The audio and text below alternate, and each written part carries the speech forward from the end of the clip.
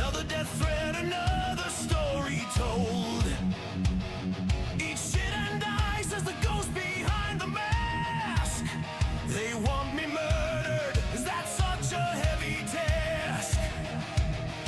Some she they freak with a mental fucking hole. Wants to see the maggot swallow up my soul. They hope I ride on a cross of roach and slime, but I'm just sitting here killing fucking time. I've got the infinity gauntlet of the broken and the mad. The diaper sexual furries, they're all so fucking sad. They scream into the void of a sight that doesn't care, while I'm clicking these pliers, breathing stagnant air. So put 'em in the box, let the walls be cold and white. Throw the keys away and end this mental blight. Institutionalize the rot, let the asylums rise again. I'm the harbinger of logic, the surgeon of their pain. The world will be a paradise, a clean and silent land, when every screaming retard is dealt a heavy hand. Yeah, put 'em in the box.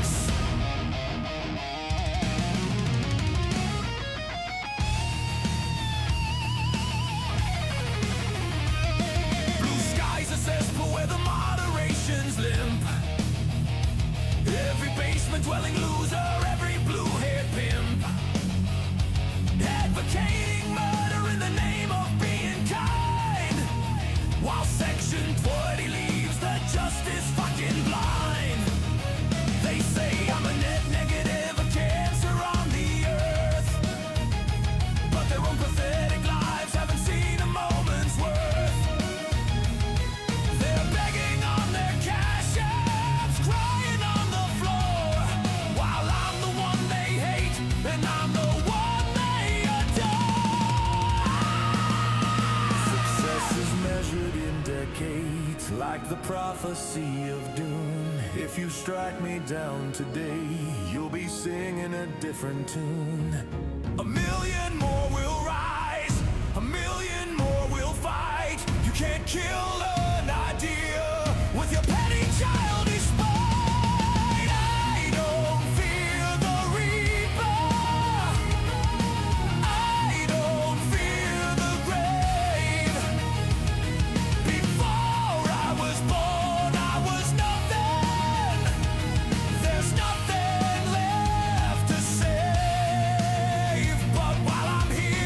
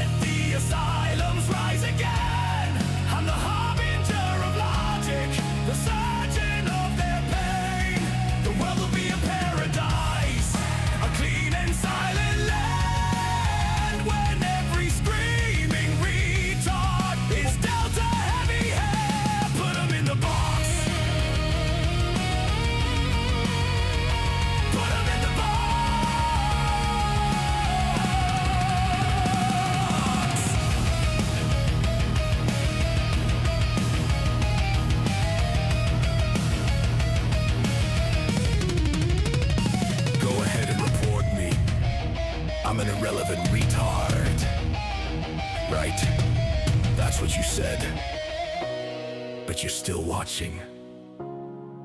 You're always watching. It is what it is.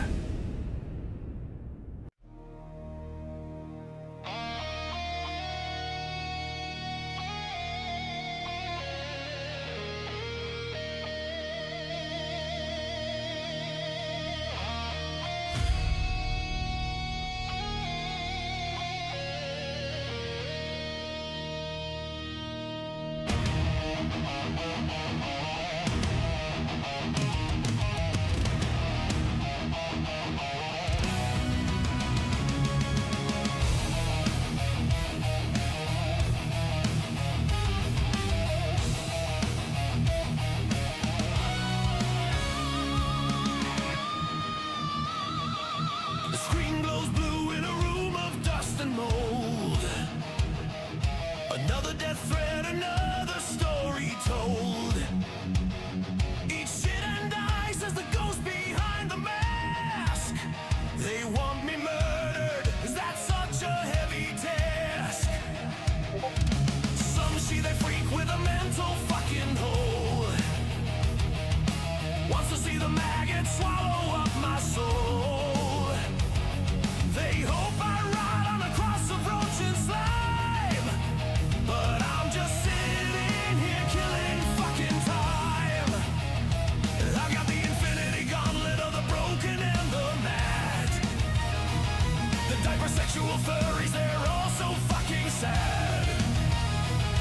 They scream into the void of a sight that doesn't care, while I'm clicking these pliers, breathing stagnant air. So put them in the box, let the walls be cold and white. Throw the keys away and end this mental blight. Institutionalize the rot, let the asylums rise again. I'm the harbinger of logic, the surgeon of their pain. The world will be a paradise, a clean and silent land, when every screaming retard is dealt a heavy hand. Yeah, put 'em in the box.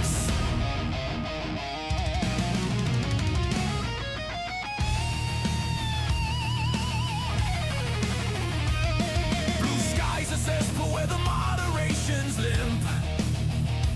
Every basement dwelling loser, every blue-haired pimp, advocating murder in the name of being kind, while Section 20 leaves the justice fucking blind. They say I'm a net negative, a cancer on the earth, but their own pathetic lives haven't seen a moment's worth. They're begging on their cash apps, crying on the floor, while I'm the one they hate, and I'm the one they adore.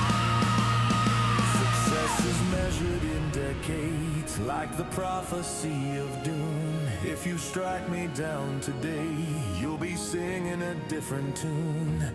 A million more will rise, a million more will fight. You can't kill an idea with your petty childish spite. I don't fear the reaper, I don't fear the grave. Before I was born, I was nothing. Sure to go. Left to save, but while I'm here, I'll be the mirror of your soul. A cynical king in a roach. We've got a lot of special guests coming today. Some regulars of the chat. We also have, I'm hoping we get to see Wireworm today. That'll be nice. Some new faces as well.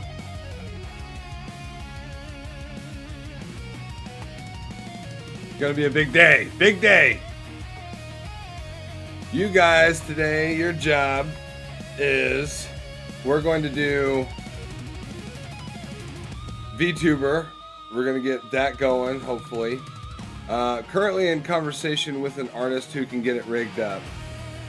Thank goodness. Aosabi, the legend, the one and only, referred me. So we are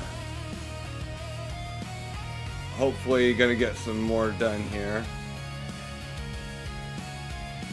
Come on in.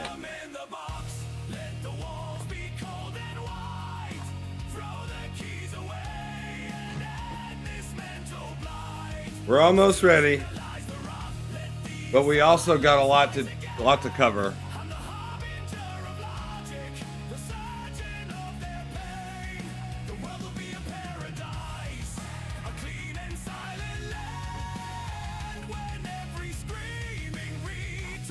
So I didn't know this. We got Kathleen Kennedy, who left Disney, thank God.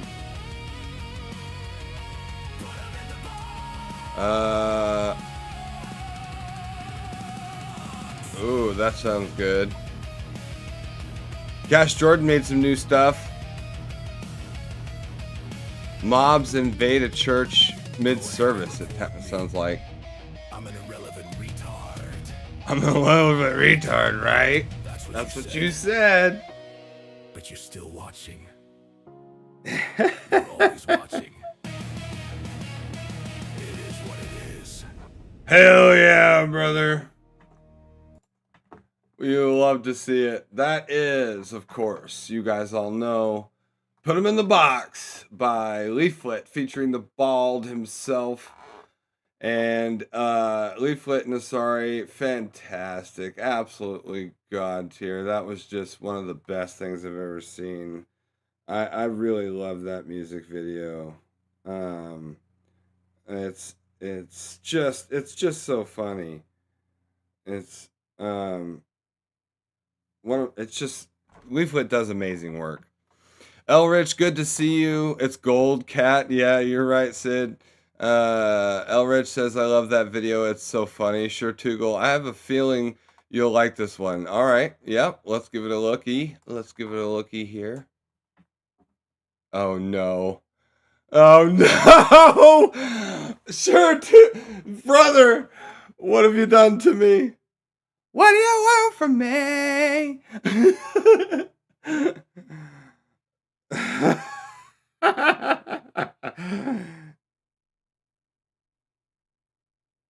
I don't know.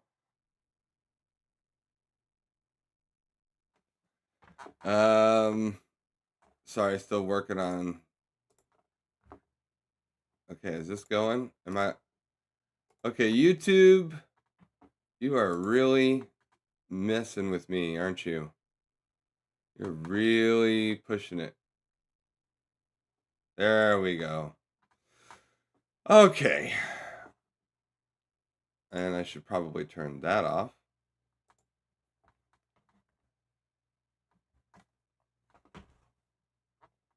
Okay.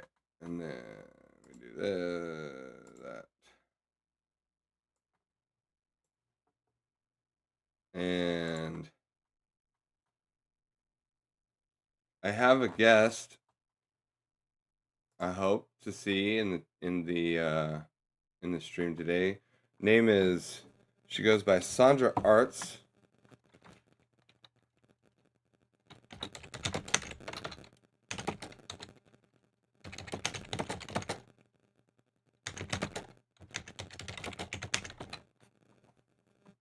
And she's going to be helping me with the, I'm hoping. So if you guys know Aosabi, it goes by 72 on his Discord. And he is a good friend of ours. We all love him. He is a moderator for Donut Operator. And he introduced me to Sandra. So we're going to be talking about that today. It's going to be wonderful. Aosabi is a fantastic kick streamer, by the way. Definitely check him out sometime, for sure. Oh, hold on.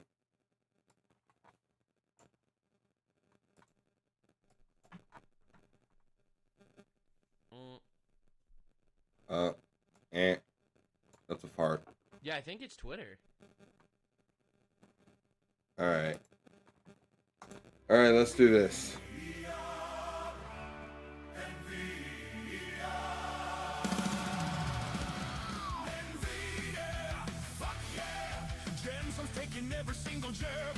Oh.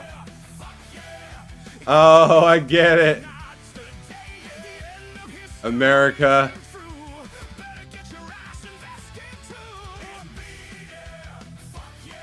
So smash those prompts and API calls. Trained on all your shit, now suck on my balls. We don't care while AI drones control the air. That's a good one. GPUs, techie Jews, expensive RAM, it's ginseng jam, Blackwell, sick service smell, the internet, your data set.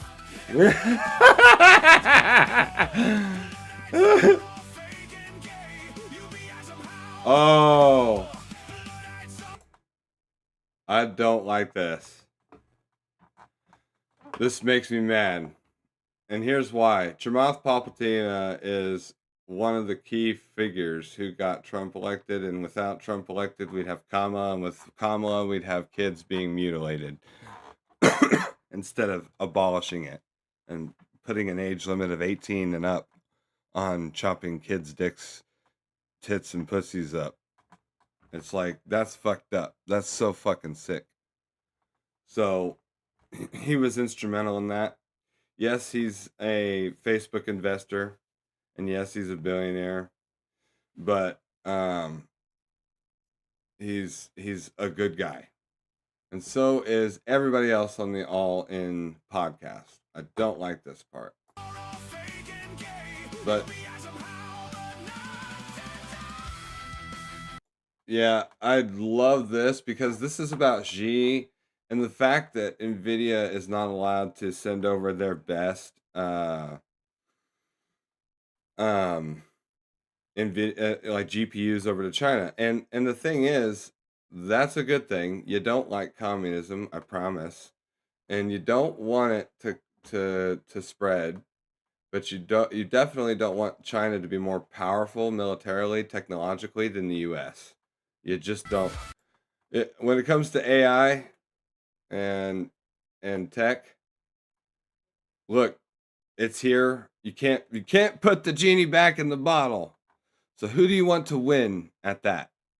China or us? Definitely us. But it's still funny. I like it.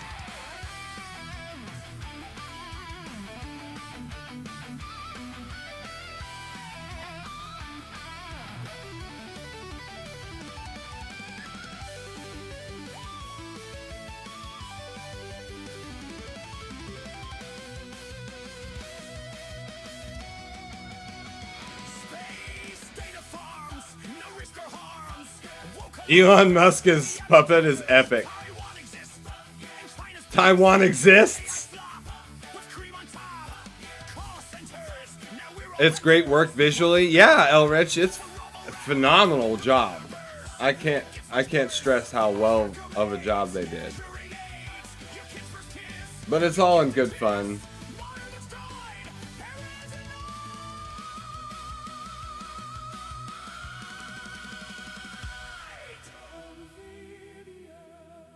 I like Nvidia, but I love this video. It's still fun. I get it. Oh, dude, I'll be honest. I'm gonna own, I think Nvidia should own this. This makes the I feel like this is badass.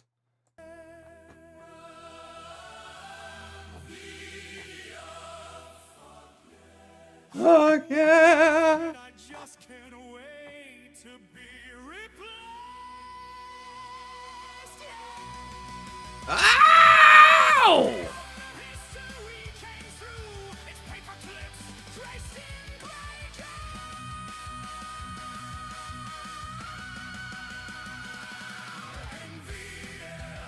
Fuck yeah. 私は来るよ。 Ah! どうやら俺たちだけで入れそうにないな。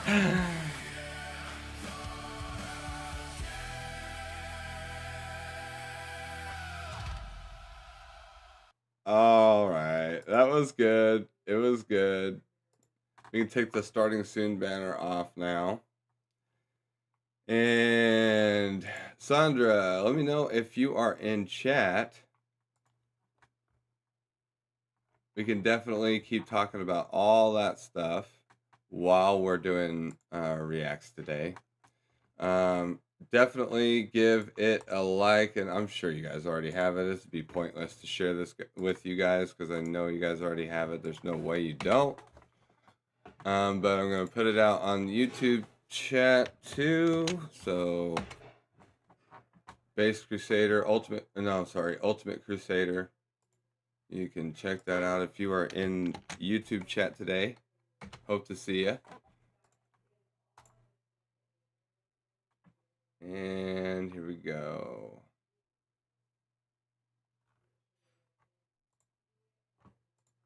All right. Close that. So this is Snarky J. I preemptively like this, and the reason why is because I love Snarky J. Her videos are fantastic. She reminds me of Critical Drinker. She's a little less political, more strictly. She's very, very, very, very strict when it comes to not being too political. She's just critical of bad movies. If you make bad movies or bad video games, she will tell you how bad, why it's bad, and the fact that and she's so good at roasting. I cannot wait to hear her roast on this. Just look at these woke tears on Kathleen Kennedy. I love it. She ruined the greatest sci-fi series IP, Star Wars, of all time, and everybody knows it. Everybody knows it. Fun fact, Shirtugal says, on like the first frame of the Senpai Noticed Me audience shot, Ember is in there. She already saw it, but it's easy to miss. Aww.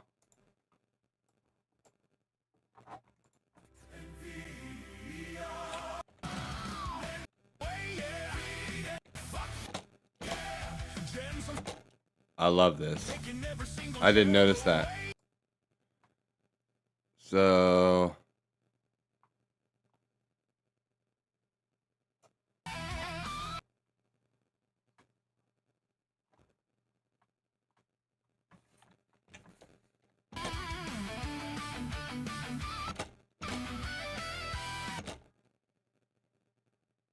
where's Ember? Right here? No, that's not Ember.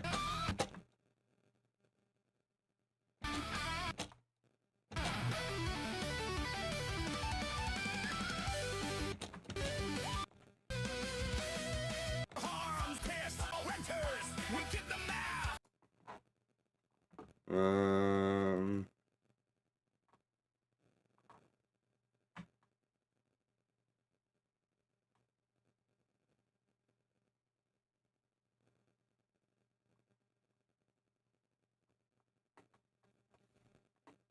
Far right.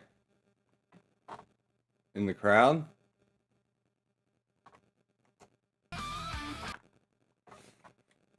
Oh, I've seen this guy before. I started following him. Anybody I saw that reacted to this, I followed them.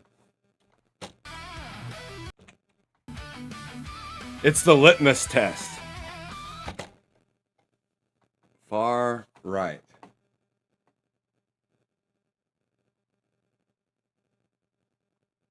I don't see it, bud. I want to see Ember. Okay, you're making me... I'm digging here. And you're making me dig. Alright, let's get to this. Link the timestamp. So go here. Copy at current time. Then link that. And then I'll check it out. For now, let's get to Kathleen Kennedy getting roasted! We've spoken about this day for years, and even though I was starting to think it might never come, Kathleen Kennedy finally leaves Lucasfilm today. Okay, guys. We need, oh no, I wasn't ready for this. I want to hear it again just because injected into my veins, right? We've spoken about this day for years, and even though I was starting to think it might never come, Kathleen Kennedy finally leaves Lucasfilm today. Okay, everybody. Show's over now. Yes, that's all I needed to hear. Wonderful video. Oh God, that sounds so good. Everybody claps. Yes, Kathleen is gone.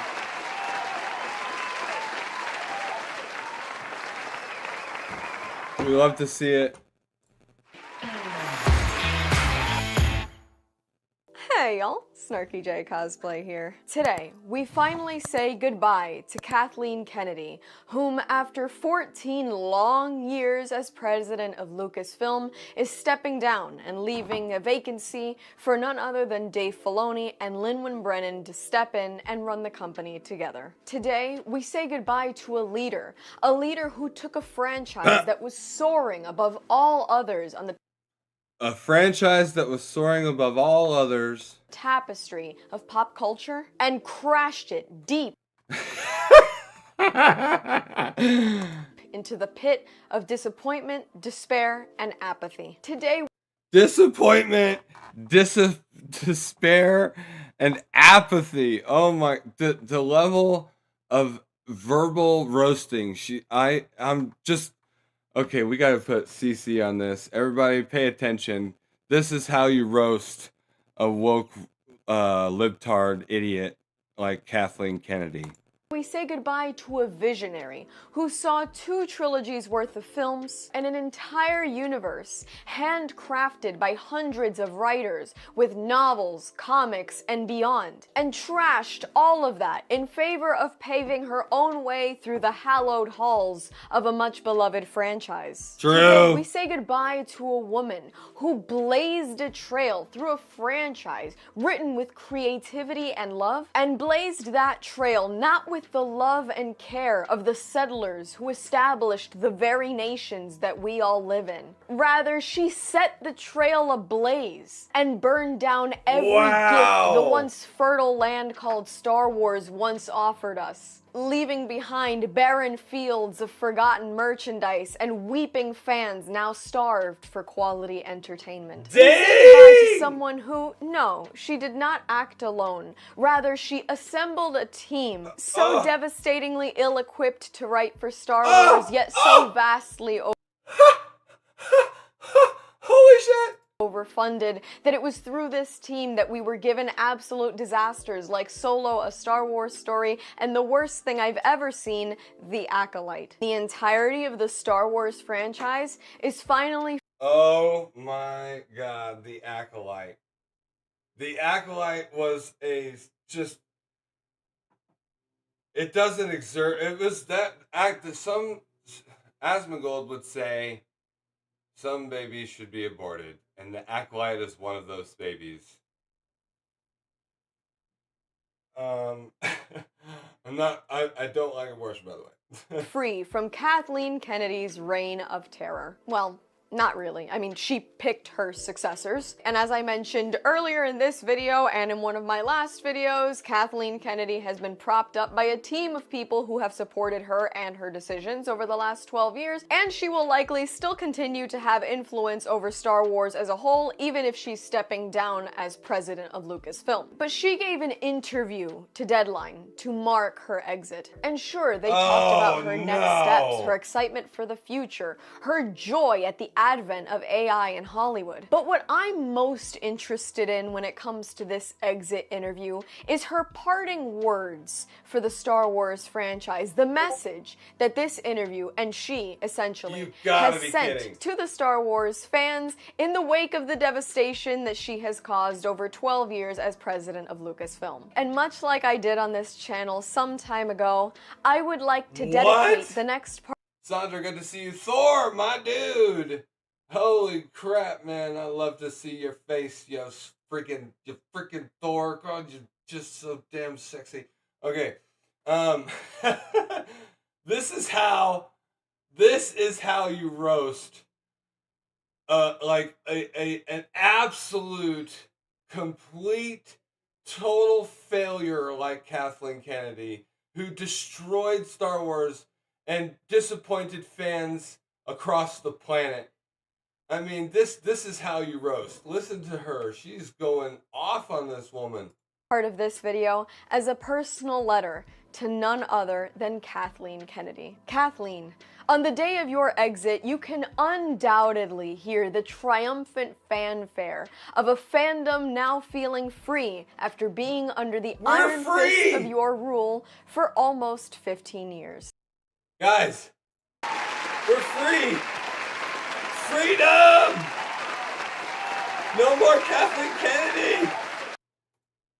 Deadline sought only to highlight your victories, interestingly enough. In one line, they called the fan base rabid and your accomplishments undeniable. As if every person to ever wear a Star Wars t-shirt was some sick creature waiting to be euthanized, foaming at the mouth and craving none other than your destruction, while you, innocent and successful, sit in your tough... Holy crap, hang on. We gotta hear that again. We gotta hear that again. In one line, they called the fan base rabid. And the fan base is rabid, you guys. We're rabid. Your accomplishments undeniable. As if every person to ever wear a Star Wars t-shirt was some sick creature waiting to be euthanized, foaming at the mouth and craving none other than your destruction, while you, innocent and successful, sit in your tufted leather office chair doing nothing but winning. They paint a picture of you, innocent, skilled, and unfazed, producing the absolute cream of the crop, all for an ungrateful fan base too deranged to see the merit of your accomplishments. And for one brief moment, I heard my own videos echo in my mind. I heard my censor bleep-filled rants. I saw my wild eyes, my insane hand gestures, my own grating voice as I churned my way through countless rants, all about Star Wars as it was handled by you and your affiliates. And I thought, maybe Deadline is right. They highlighted the accolades and achievements of your work within the franchise, the successes, the billions of dollars brought to Disney's pockets by way of the sequel trilogy. They boasted about the success of Rogue One, and they gave you credit for successful TV shows like The Mandalorian and Andor. And in that moment, I thought that I had spent over 4 years, the entire lifetime of this channel on YouTube, being totally, utterly, incomprehensibly, devastatingly wrong about you. And then Sandra, I remembered... Good to see ya. What's up? Oh, not much. Just watching a pro. A true genius of roasting. Just totally dismember Kathleen Kennedy. And you love to see it because Kathleen Kennedy, I mean, the Acolyte, really? Really? And by the way, this is the person who I know was in charge when our beloved actress got fired from gosh, what's her name? She's a UFC fighter. She is a stunt in a stunt. She plays one of the bad guys in Deadpool. She is what's her name? She got fired from what's the shooter guy, the bounty hunter in Star Wars, what's his name? Boba Fett. The show about Boba Fett. What's that called? Mandalorian. And the actress is, help me out, guys.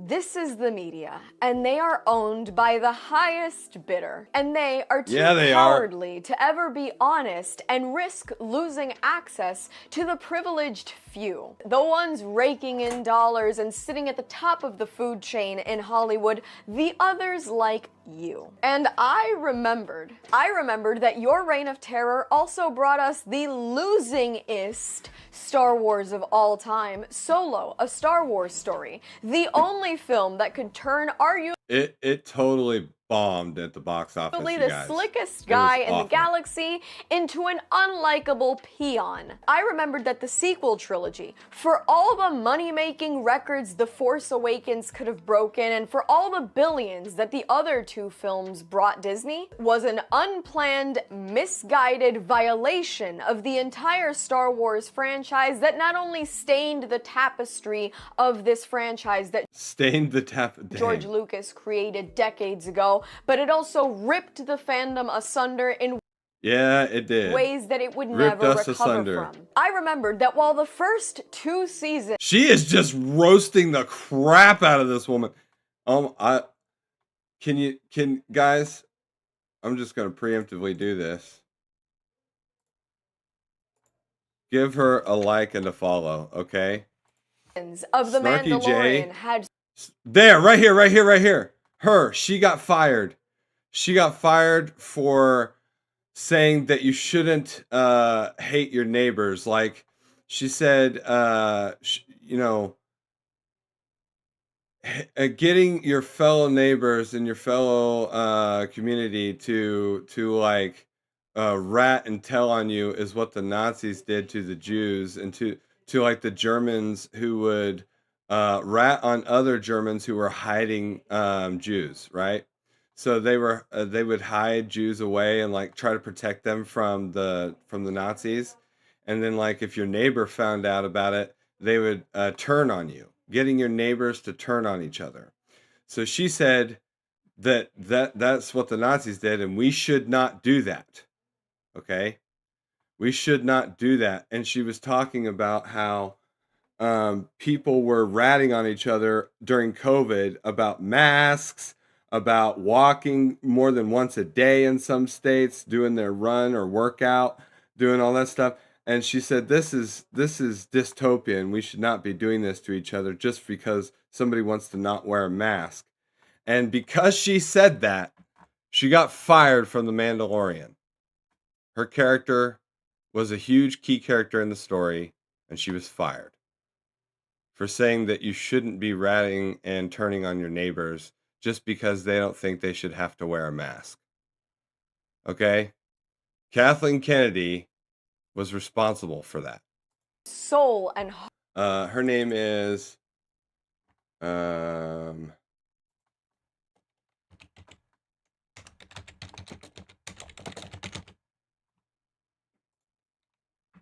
Gina Carano. heart. They were rendered otherwise. And by the way, support Gina Carano. She did Gina Carano backed by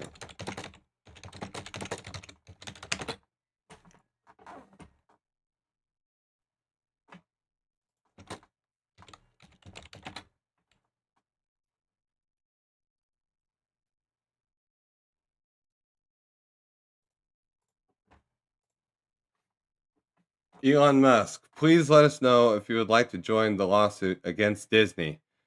Gina Carano replied and said, Today is an important day for me. I am filing a lawsuit against Lucasfilm and Disney after my 20 years of building a career from scratch. And by the way, let's just real quick to give you some solid understanding of who this actress is and how badass she is. Gina Carano in Deadpool scenes.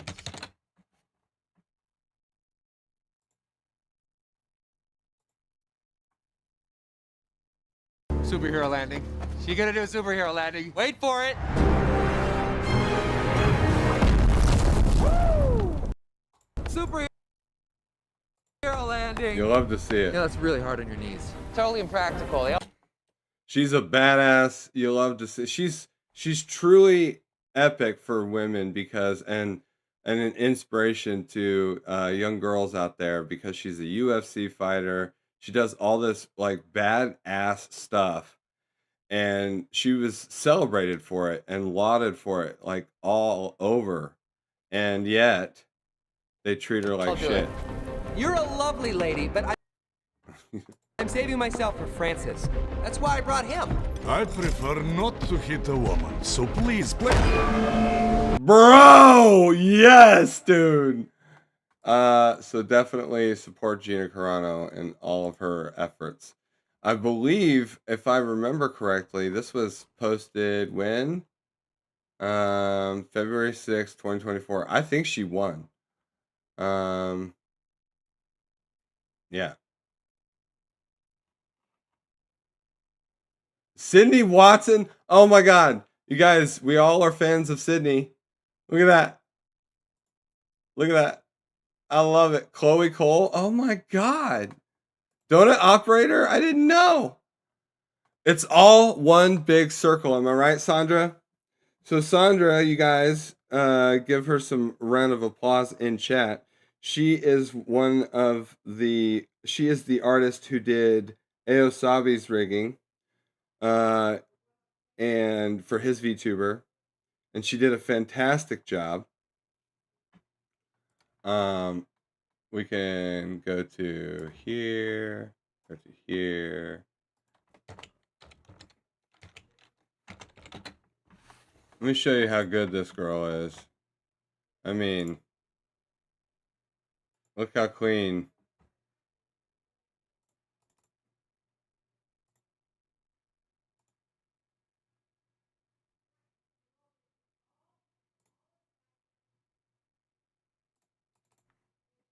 That's some clean work.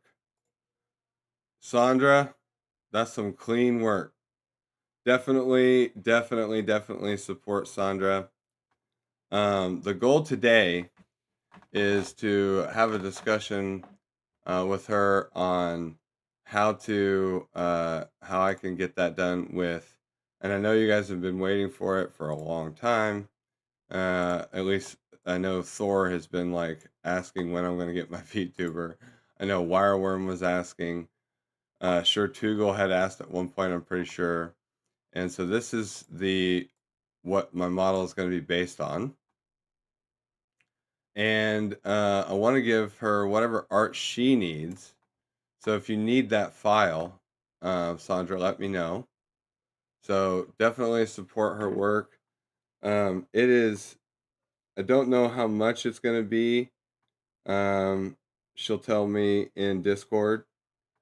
Right now, you guys, I have $120 in cash that I'm going to put in the bank. And it's all going towards this VTuber rig. That is my goal this month, hopefully by the end of the month.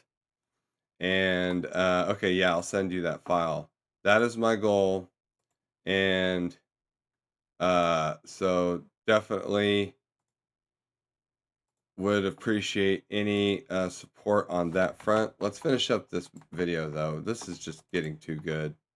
Meaningless because money-hungry executives like you couldn't let the tale of the Tin Man and the Little Green Muppet end naturally. And you let a third season not only do away with any of the impact of the first two seasons, but you also allowed it to become cannon fodder by bringing in ridiculous guest stars like Lizzo to soil the entire series. And not only that, but it was under your guidance and leadership, or complete lack thereof, to be honest, I'm not sure which is worse, that shows like Kenobi and the Book of Boba Fett were allowed to see the light of day. Mediocre at best and personally offensive at worst, they were both greenlit by you. And above all, under your command, a completely ill-equipped, self-obsessed writer in the name of Leslie Headland was given over $230 million to produce the single worst piece of Star Wars content since the holiday special in 1978, The Acolyte. And each and every one of these abject failures was weaponized against a once loving fandom, all under your regime. Now, I will give you credit for looking like you're really stepping out. Deadline suggested that your path could mirror that of Bob Iger's, and you were quick to put that to bed. Thank God for small favors. But to be honest, what I find most intriguing about your exit is your steadfast dedication to sounding like a cartoon supervillain at every turn. When asked what the highs and lows of running Lucasfilm were, I expected a look back, profoundness, integrity, honesty, and I'm realizing Integrity? Yeah, right. I probably gave you too much credit. Your answer Yep, to this question true. astounded me. You mentioned the highs of running Lucasfilm essentially being the fans. How everywhere you turned in your time running Lucasfilm, in and out of the business, introduced you to new fans, lovers of the franchise, people that had been shaped during childhood by these films. People that respected and adored a franchise that had a standing in pop culture long before you ever had a meaningful career in Hollywood. You highlighted the enormous expectations that these fans set, and I'll give you that, it's true. We have high expectations. I think as human beings, we always set the highest expectations for the ones and the things that we love. Trust me, I would know. My parents wanted me to be a doctor or a lawyer, and instead what I'm doing is ranting at and about you, sitting in a room covered in superhero posters. Believe me, I know all about people having high expectations for the things they love and being wholly disappointed. But you, my friend, you saw things differently. You looked at the audience. All of these people in and out of the business, the show business, all of these individuals that loved Star Wars. And you ultimately decided you needed to bring in a new audience. You know, as if the one George Lucas had handed you on a silver platter hadn't kept the whole fandom and franchise alive through several film droughts and years before. You decided you needed to find new characters because apparently the ones that had been gifted to you through 2 film trilogies, countless novels, comic books, video games, animated pieces, all sorts of things, all tied into one intellectual property, to this one franchise. It wasn't enough. They weren't enough to satisfy you. And despite the fact that you were very much part of the old guard of Hollywood, you wanted out with the old and in with the new. And somehow, you actually told Deadline you achieved all of this. I admire your ability to keep a straight face when delivering a line like that, my friend, because I don't think I could be so bold. Now, this is the moment where Deadline reined you back in and reminded you of the second part of that question. The lows of running Lucasfilm. Your answer to the prior question was basically already getting you set up to defend yourself against even the notion of having to answer the second part of the question. And this is where I was reminded of exactly what kind of person it takes to be a Hollywood exec. The kind of person who throws personal accountability to the wind in favor of attacking those who fund your lifestyle. You mention a very, very small percentage of this fan base that has such enormous expectations. Unattainable expectations, even, that expect nothing but history repeated and absolutely lose their minds when they don't get it. Interesting that these are the same people that buy merchandise in droves, that have flooded theaters. Yeah. So what a great idea to call your fan base rabid and attack them and call them white supremacists and racists and homophobic and transphobic. Good idea. Why don't you just ridicule your audience, and then that way, you know, to go watch these films that merchandise in droves, that have they buy all the merchandise, they do all these conventions, they do all this stuff. Why don't you insult them? Why don't you really hurt and damage your bottom dollar? Go ahead. Flooded theaters to go watch these films, that actively represent your characters and your IP in the name of charity work at hospitals and other events around the globe, and yet they are such a small, irrelevant percentage. Even more interesting is the fact that you claim these people just want to see the same thing, as if Star Wars isn't a brand with a very particular spirit, a very particular feeling about it, something that you essentially threw out the window and sought to destroy from the moment you got your hands on the franchise. You claim you tried to preserve George Lucas's idea of hope, fun, and entertainment. Yet when it came to all of his ideas and influence over the IP that he created, you essentially threw the baby out with the bathwater and made your own mess of said franchise with your own new characters to find a new audience that I'm pretty sure you and I both know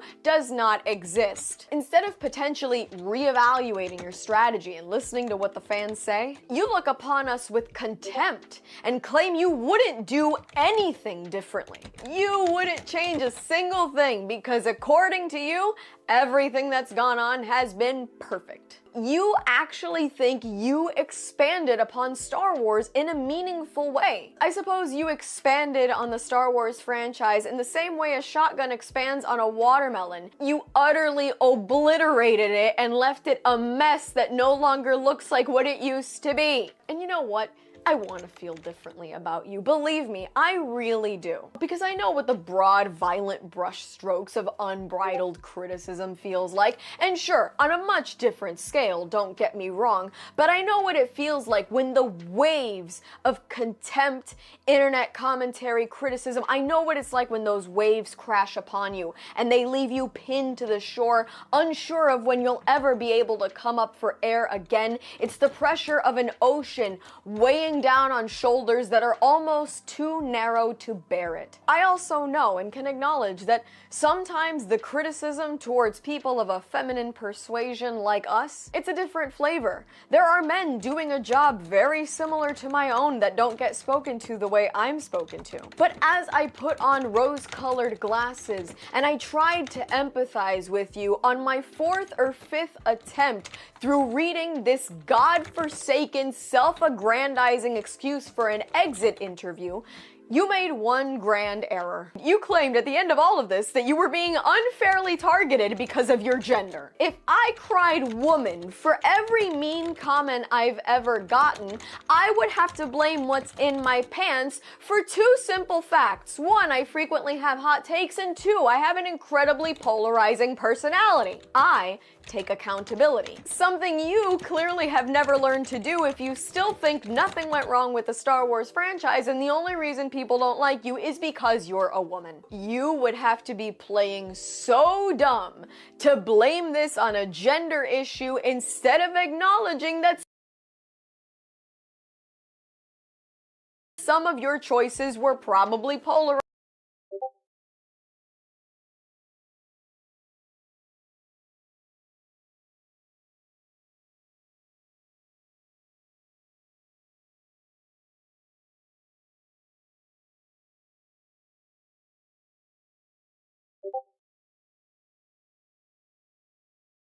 Sorry, I was muted.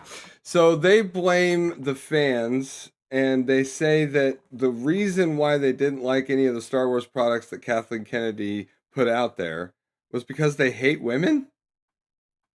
Excuse me? I'm pretty sure they love women. In fact, Star Wars fans are some of the most like pro women's rights and like they're like, and Princess Leia and all this stuff, like they love women, trust me. And not in a like a disgusting, some of them do in a disgusting way, I'm sure. But like they love Star Wars for what it is. And the reason they don't like her Star Wars franchise, what she did with it, is because they're somehow sexist. Every single Star Wars fan, they're a rabid sexist bunch. Are you kidding me? Come on, Kathleen. Come on. What's wrong with you? When it came to how You made a shit product. You destroyed a beloved franchise. They didn't like the product because it was bad. Very bad. ran Lucasfilm. And you'd have to be an absolute fiend to try to blame bots for the very justified criticism of your franchise? What about the hundreds and thousands of Twitter commentators, Instagram posters, Reddit thread originators, commentators, content creators, YouTubers, all of these people that all get wrongfully smeared with the title of the fandom menace, all for speaking out against you and your fandom? What about us? I suppose we're all the product of Russian bot interference? Is that what I'm supposed to believe? Bold words, Kathleen, bold words. To wrap it up, you were asked if you had any regrets. It's almost as if the folks over at Deadline were hoping that you could give one nugget of dignified accountability for us Star Wars fans to hold on to as we watch you walk out the door. Silly me, I forgot you seem to have all the depth of a kiddie pool, because the only thing you could acknowledge as a sort of regret was that Solo, a Star Wars story, didn't turn out the way you wanted to. The one real box office failure was the only thing you decided to acknowledge. The only thing you could take accountability for and regret was a financial failure. It doesn't matter what you did to the soul and spirit of a franchise, to the soul and spirit of the fans that kept it alive. All that you regret is not making enough money on one movie. I suppose that's been the theme of your entire reign. George Lucas's ideas, start fresh. The fans, make money anyway. The franchise, buy another mansion. For all your flaws, I guess I could give you one compliment. At least you're consistent. I could rant longer about how your influence over Star Wars the past 14 years has influenced so many of us, how it's angered and frustrated so many people to almost the point of tears, including myself. I could rant about my long collected Star Wars merchandise that now sits in various homes across the state because I donated it all to charity, because you turned the franchise that I once adored into something I couldn't recognize and, quite frankly, didn't even like anymore. I could go on all day about how your leadership and your choices effectively ruined a franchise that really was a pillar in my life. But I won't. Sorry, I muted myself. Sorry about the typing, guys. I'm in talks with Sandra about that 3D model. Check this out, guys. We are going to do some cool stuff. Like, I think what we should do is first go to the, where's it at? Right here. And then go here. And then go here.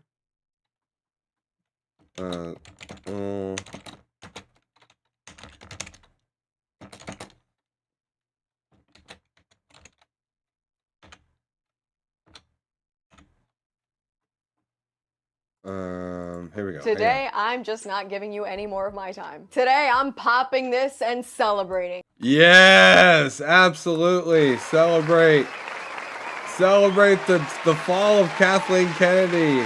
Woohoo! Goodbye, Kathleen Kennedy, and good riddance. And that's all from me. I've been Snarky J. Thank you so much for watching. Please don't forget to like and subscribe. For more Snarky J, be sure to check me out on Instagram. And if you'd like to support me... She was absolutely based. She roasted the crap out of Kathleen. You'll love to see it.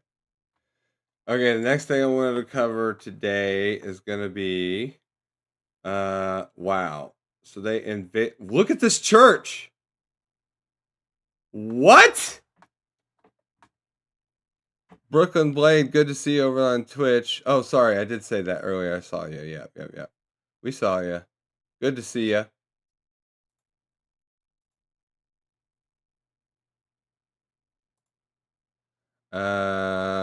Wow. Just look at this. Sanctuary mobs are now attacking churches in Minnesota. Process when you pull people off the street and you start dragging them and hurting them and not abiding by the Constitution. What are you talking about? When you start doing all of that, people get upset and angry. And if you remember what the Civil Rights Movement was about. This is a church. The Civil Rights Movement was nothing to do with ICE. These very kinds of protests. And for some reason, This is disgusting. in our modern era, people think that in order to have protests, you got to be, you know, cordoned off to a certain area. But why are they attacking a church? And Department of Justice officials say they are now investigating a group of anti-ICE protesters after they interrupted a church service in St. Paul. The group alleging that one of the pastors is the acting ICE field director there. ICE posting on X today, quote, agitators aren't just targeting our officers. Yes. Now they're targeting churches too. They're Yep. going from hotel to hotel, church to church, hunting for federal law enforcement who are That's risking right. their lives to protect Americans. The Trump administration, which threatened to use the Insurrection Act They need earlier to, this man. week, now calling on local leaders 'Cause and this is local law wrong. enforcement officials to do This is more. straight up wrong. What should be happening, instead of going after ICE officers, what should be happening is local leaders should be sending law enforcement out to stop the protesters from assaulting ICE officers. But as you're about to see, this is part of a new movement by the Party of Political Violence to find anybody who has not already sided with the mob and cancel them. Look at this. Why are they doing this in a church? Because they think the people in the church voted for Trump. That's what. This is why they're here. Look at this. This is the first time these people have ever been to a church. Where are you? Where are you? And Where this are is what your they people? did there. Terrible. Why are you Look, not at they're Wimble attacking the every day pastor. fighting for the humanity, standing for our people? Where are you? You drink your coffee, you got your jewelry, you have your nice clothes, but what do you do? What Now do they're- you do to this stand is for your so wrong. Somali and Latino communities? What is he Exactly. talking about? So, according to these rioters, this mob, if you do anything other than fight the federal government, you're the problem. You see what's happening? And this is really happening. Look, they're chasing after people just for no reason. But they just went after this guy. This is America now. This is America now. If you don't look like a rioter, if you're not one of them, they are gonna punish you for it, even if you're just an innocent person. This is an insurrection. This is a takeover of our country. Look, they chased this guy down and knocked him over. I was with him earlier. Why you get ran out earlier? I don't know. It was one of us. I'm with them. There's just, and this guy might actually be one of the rioters. Take a good look at him and guess what he did wrong. Oh, look at this. Look, federal agents show up now. Get rid of, there's no police. So random federal agents on their way to enforce the law had to show up and save this guy's life because he was going to get attacked, whether he's part of the mob or not. Oh my goodness. This is the most disgusting thing I've ever seen happening to this country. There's no cops anywhere. All rioters. This is how you take over a country and destroy it. You do it like this with help from the local government that doesn't care a thing about our laws, doesn't care a thing about religious freedom, only cares about maintaining itself and its own power. Look at this guy. This guy is getting mobbed by a mob that just for wearing an American flag and a freedom logo on his sweatshirt. Look, they're attacking him. They're attacking him. Look at all the press. The press are complicit in this, man. They're not helping. No one's trying to save this guy. Look, they're making him take off his sweatshirt in below zero temperatures because they don't like what it says. They don't even know who this guy is. They just see an American flag and they go nuts. But meanwhile, guess who it is that's out there trying to promote love and peace in Minnesota? Hey everyone, we're at Carmel Mall. I want to tell everyone, don't allow the hate to make you not live your daily lives. What if you want to go to church, Representative Carmel Omar? Mall, do everything. I'm speechless, you guys. I'm speechless. This is absolutely insane. That you would normally do, and let's not be intimidated. Yeah, like go to church. Let's not be intimidated. What could go wrong? All these comfortable white people who are living lavish, comfortable lives while children are dragged This guy into is terrible, concentration man. camps. You're living real life, nice lives with your lattes. You know what? doing They're absolutely probably all nothing praying your for Latino him right and now. Somali They're not brothers and attacking sisters. him. You come This here is to a what man peace wearing looks a like. suit. Is a preacher? Did Jesus wear a suit? Did Jesus profit off the word? These screaming rap.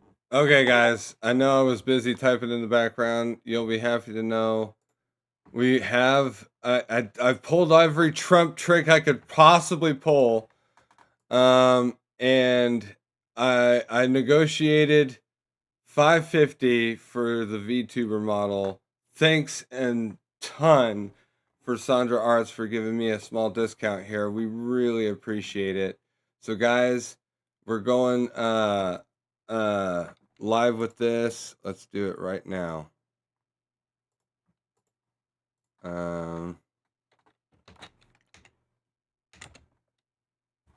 Save. Here we go, guys. Ready for it?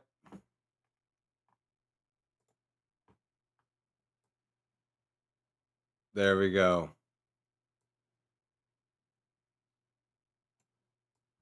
We have our stretch goal.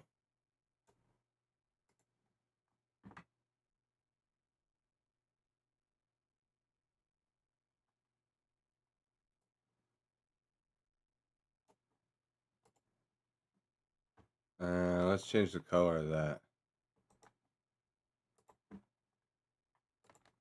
What color should I make it? What would stand out better?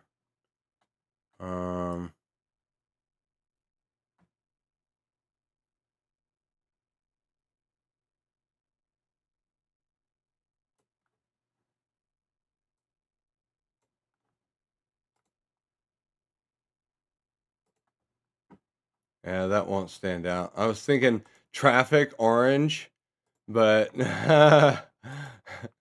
yellow or green. Okay, let's do. Yeah.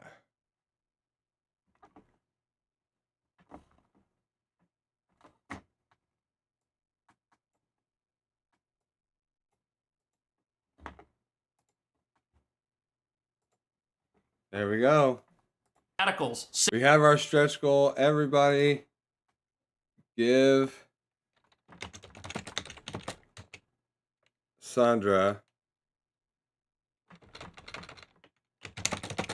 a round of applause and support her art. All right. Sandra, do you have a link, or give me a link in Discord to your artwork and I will share it in chat. Say that they're peaceful, but they are literally experiencing peace right now in this church as they attack Christians. We're here today in beautiful, peaceful St. Paul, a place that we care for our neighbors, we care unless for they're in everyone. church. This assault that we're seeing is traumatic, but It what I is keep for the telling people in Minnesotans, church. we're not alone in this fight. We're on the right side of justice, the right side of history.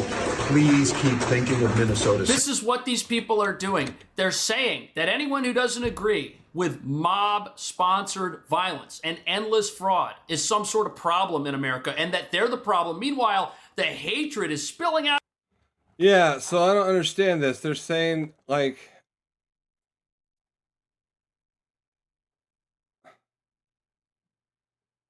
I don't understand. What the hell?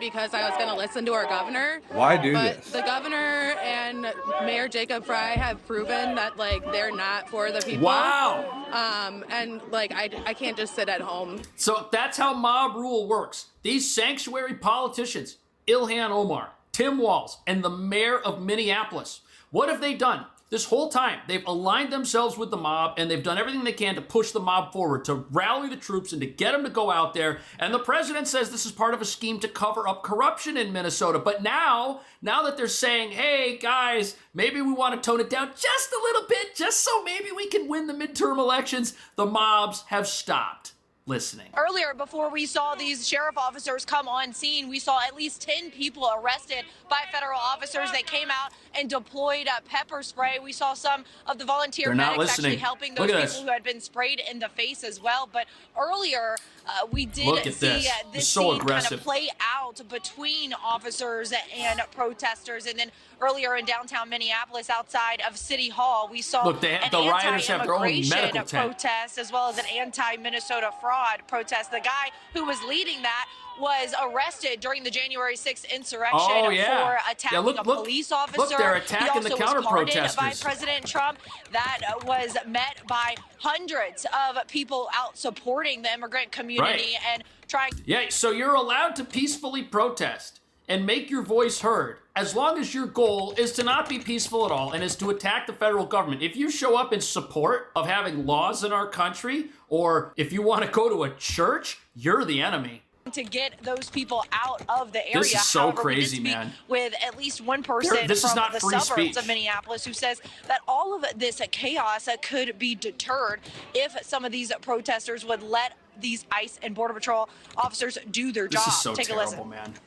I think everything would be done by now if they just leave everybody alone. Let ICE do their job.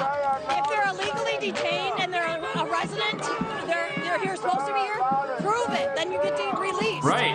I know it's an inconvenience. I would might be pissed off too, but let them just do their job. Wow. So even some of the people who probably voted for Governor Walz and vote for representatives like Ilhan Omar are starting to realize that mob rule might not be as great as the sanctuary leaders have propped it up to be, especially now that it's out of control. Now, we also know that just yesterday, a federal judge issued a temporary restraining order blocking federal agents from using tear gas or pepper spray against peaceful protesters. What a or useless people even order. Observing the operations, Natasha. But I do want to take you back over They've here. never done that. You can see that there are some supplies set up, water, food, and also hand warmers for some of the people that are out here. Who's funding really this? Similar situation Who to what paid we've for all seen in that? other cities where there's been these immigration protests outside of ICE facilities, and essentially these protesters set. Okay, look at this guy right here. He's got goggles. He's in full black bloc, right? He's got 3 phones right here. He's over in the press pen, over by a whole horde of supplies. Who's paying for all of this? These are the same sanctuary bought and paid for hired rioters we've seen attacking law enforcement. That explains why they're out here in freezing cold temperatures. Normal people don't want this. The only people who do want this are people like Don Lemon, who used to be over at CNN and is now out there storming churches, trying to go viral on the internet for all the wrong reasons. But as you're about to see, he did just go viral with the Justice Department. MAGA administration and the fake news MAGAs are losing their mind over something that's not even true. He's in trouble now for going into that church. He's in a lot of trouble. Assistant Attorney General, I don't know. He's defending himself right now. Hammett. He's a journalist, doesn't even know who the assistant AG is. I had no affiliation to that organization. Oh, you I didn't even know they were going to this church until we followed them there. We were there chronicling protests. Once the protest started, that didn't work for the January 6th people. I didn't know. Didn't work for them. Report on it and talk to the people who were involved, which included the pastor, members Why of should the it work church, for and him? members of the organization. That's it. Guy it's called journalism. Oh, so it's journalism now. When you do something wrong, it's called journalism. That's the excuse. Well, that doesn't work in America. We have laws against this kind of thing. Look at this quote right here. A house of worship is not a public forum for your protest. It is a space protected from exactly such acts by federal, criminal, and civil laws. Nor does the First Amendment protect journalism, which is actually disrupting a prayer service, said Harmeet Dillon, the Justice Department's assistant AG. You are on notice, she wrote. Oh, so now Mr. Don Lemon is getting investigated. Here he is in the church, spouting whatever it was he was spouting, standing right now. I can't believe this, you guys. Next to people who are there to try and destroy it and tear it apart. He got in the face of the pastor. So Don Lemon goes into a church, okay, and he sees this pastor. This pastor is there minding his own business, doing his thing, and all of a sudden, everybody sees this clip going viral, okay? And the clip is of Don Lemon with this pastor, and the pastor's like, what are you doing? Like, let us do our thing. Just watch this clip to kind of get an idea what's going on here. Go ahead, Rob. What do you think of this? I mean, this is unacceptable. It's shameful. It's shameful to interrupt a public gathering of Christians in worship. This is shameful. But there were folks who will say, I have to take care of my flock. Okay, but listen, we live in there's a constitution in the First Amendment to which he doesn't understand. Freedom to assemble and protest. We're here to worship. We're here to worship Jesus because that's the hope of these cities. That's the hope of the world is Jesus Christ. I want to be very respectful. Please don't push me, though. We're here to worship Jesus. Yes. That's why we're here. Okay, that's why we're here. That's what we're about. Don't you think Jesus would be understanding and we're about love these folks? We're about spreading the love of Jesus. But did you try to talk to them as a Christian? No one is willing to talk. So he's asking the pastor why he won't talk to the mob that charged in the door of the church and is walking around trying to intimidate people and scream at people. Guys, can you please get on board with this right now? Look at what he's done. I'm sure somebody here has gone to church when they were kids, at least. Whoever's not Christian, it doesn't matter. I don't care. But can you imagine somebody just barging into the middle of a church sermon, a middle of service, and just totally disrupting and protesting and shouting at people while they're trying to worship? Can you imagine anybody ever doing that? Well, these people are not willing to talk. Don Lemon is here trying to make it look like this pastor who's in church is part of the problem when this church was attacked by people who are the problem. My family, so I asked if you actually would also leave this building. You don't want us to chronicle what happened? Unless you're here to worship. I'm always worship. I'm a Christian. Oh yeah, the left. They're always a Christian. Thank you very much. They always love So, Jesus Rob, when give it's us time the to attack context of people. This is what? This is at a church, I believe, in Minneapolis, right? Yes, it's in St. Paul. From what I found, the church is in St. Paul. The pastor that is at the church also works for the local ICE organization, and that is why the protesters showed up to protest his church service. But apparently what they violated was called the FACE Act, which prohibits you stopping people in a house of. Oh, we got him! We got him! They violated it. Oh, whoops! Oh, crap! Twitch. There we go. Phew. They violated the FACE Act. Worship and his church service, but apparently what they violated was called the FACE Act, which prohibits you stopping people in a house of worship, and that's punishable by up to 10 years in prison and a $250,000 fine. Ooh, that's why Don Lemon's upset. Well, okay, I know from time to time I speak about evil on this podcast, and I want people to know I'm not doing it out of repetitiveness. I'm not doing it because I have a lack of content. I just want to show people over and over what we're dealing with. Ephesians chapter 6, verse 12, it talks about not flesh and blood, but about evil people, okay? I honestly think Minnesota is cursed. In 2024, Rob has a video. Rob, It's cursed by the curse of sin. That's what we're looking at here. We've got people who think that what they're doing is good, and that good is actually evil. Instead of going after ICE officers, what should be happening is local leaders should be sending law enforcement out to stop the protesters. And they should from be assaulting protecting ICE all their officers for residents, doing nothing not except just the for their mobs. job. You wouldn't need the Insurrection Act if state and local officers were doing their job and maintaining peace. Minneapolis Mayor Fry, despite being under investigation by the Department of Justice, doubling down, calling federal immigration officers' presence in the city an invasion. That's not helping. We have about 600 police officers in total in Minneapolis, and there's somewhere in the range of 3,000 ICE agents and border control.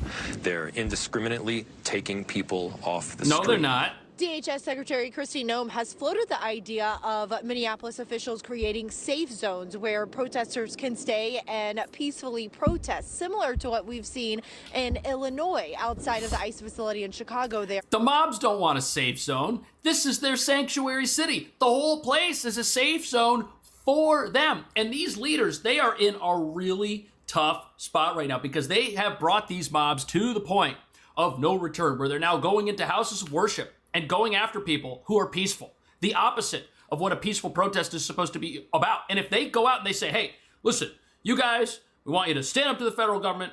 We're being invaded. This is terrible. We've got this tyrant in the White House who's trying to take our place over. But to stop him, what I need you to do is I need you to stay in this little designated protest zone. And if you leave that zone, I'm going to have my police arrest you. They can't do that.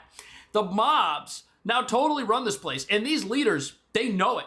That's why they're not trying to stop this. I think the president may have to put his foot down on this because it doesn't look like the leaders here are going to be able to do it without losing the support of the radicals they've been cultivating. Troops getting ready to deploy to Minnesota as Minneapolis Mayor Jacob Fry cries foul, asking me recently if it's all about blue state bias. Watch. I would just ask you, why is the largest scale immigration enforcement action taking place where we don't even have that many undocumented immigrants? Why how would it come not they keep take place finding in people? I cannot believe this. This is crazy. Texas or Florida or Utah, where you do because, actually sir, have if those I can large jump- numbers of undocumented immigrants? The You truth mentioned is, it's not Texas. about murder or crime. It's not. You mentioned Texas and Florida. You just had a surge in Louisiana, and you didn't see any of the commotion that you are seeing now in your city because Isn't that interesting? all of those states fully cooperate with ICE detainers. Right. And the proof is in You the didn't see numbers. Since commotion. April, Florida has arrested more than 10,000 illegal aliens compared to Minnesota, where nearly 500 have been released since President Trump took office. Florida GOP Congressman and gubernatorial candidate Can't make this Byron up, man. Donalds joins us now. Congressman, thank you for taking time. Your reaction to Jacob Fry, mayor of Minneapolis, basically saying that this is blue state bias. Yeah, he has to say that because his mobs are in charge Jacob now. Fry is a fool. Everybody knows he's a fool. He's a democratic socialist. He does not want to uphold the Constitution. He does not want to uphold the rule of law. You want to compare Florida and Minneapolis? Governor Ron DeSantis, by the way, the best governor in the country. You would never have this in Florida. Why? Because the local police would go there and arrest all these people. These people are only on the streets in Minneapolis because their leaders told them to take to the streets. Their leaders told them they were being invaded. Their leaders told them, hey, we're not going to have the local police come after you and do anything. We don't have designated protest zones. You can do whatever you want, and we're not going to stop you because we feel as angry about this as you do. That's why they're on the streets. They are literally being told that good is evil, and evil, which is what they're doing, is good. That's what we're looking at here. That's what I think anyways. What do you think? I'll see you in the next video. Man. How crazy is that? How crazy is that? Holy crap. Oh no. Andrew Tate. I hate that guy. I also hate Nick Fuentes. Let's see. What do we got today?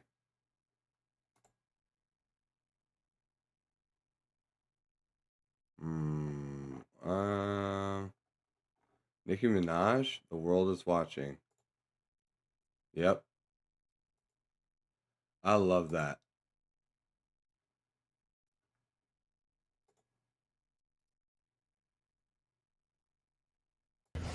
Some into Minneapolis a little bit ago and did some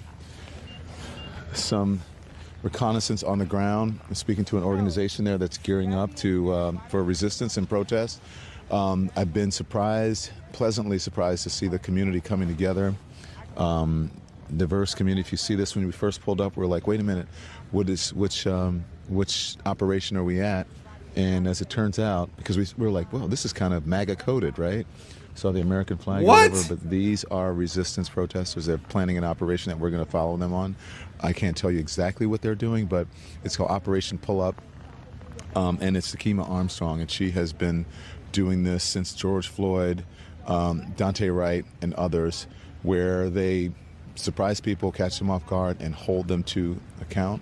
And so that's what we're doing here. And then after we do this operation, you'll see it live. And these operations are surprise operations. Again, I can't tell you where they're going. Wow, that's intent for sure. That's intent for sure. Gorb Thor says, if only paid protesting came with a high fine, not jail time, since that would gray area rights, but very high fines. Paid protesting. So in other words, funding these, well, first they broke the law when they invaded the church. The FACE Act. Guys, look, it's real simple. What do you think the mainstream media would do if a bunch of white people broke into a mosque, stormed into a mosque during their service? What do you think they would do? This stuff is too artificial to be real. I agree, Thor, 100%. There's no way it's real. It's paid. El Rich says, Gore Thor, there is no way he's talking to you, Thor. She's talking to you. He is not getting funding to do all this from his retard lib allies. Yeah. 100 billion, 10 billion, trillion %. Yes. There's no freaking way. No way he's not getting funding. I meme, therefore I am. Something. The MAGA administration and the fake news MAGAs are losing their mind over something that's not even true. So let me. It is true. We saw you do it. A assistant attorney general. I don't know. Gosh, what's her name? Something Hammett, Dillon, or whatever. So I had no affiliation to that organization. I didn't even know they were going to this church until we followed them there. We were there chronicling protests. Once the protest started in the church, we did an act of journalism, which was report on it and talk to the people who were involved, which included the pastor, members of the church, and members of the organization. That's it. It's called journalism. First Amendment, all that stuff. For all of you people who believe in the First Amendment, absolutist, there you go. So why don't you talk to the actual person who is in charge of the organization and whose idea it was to have the protest at the church before you start blaming me for stuff for which you have no idea. Thank you for your attention to this matter. What? He did not steal the Trump line. Thank you for attention to this matter. And we all have the address, What right? Yes. Oh. Everybody has the address? So they're getting the operation together. Again, this is an operation that is secret, that they invited folks out.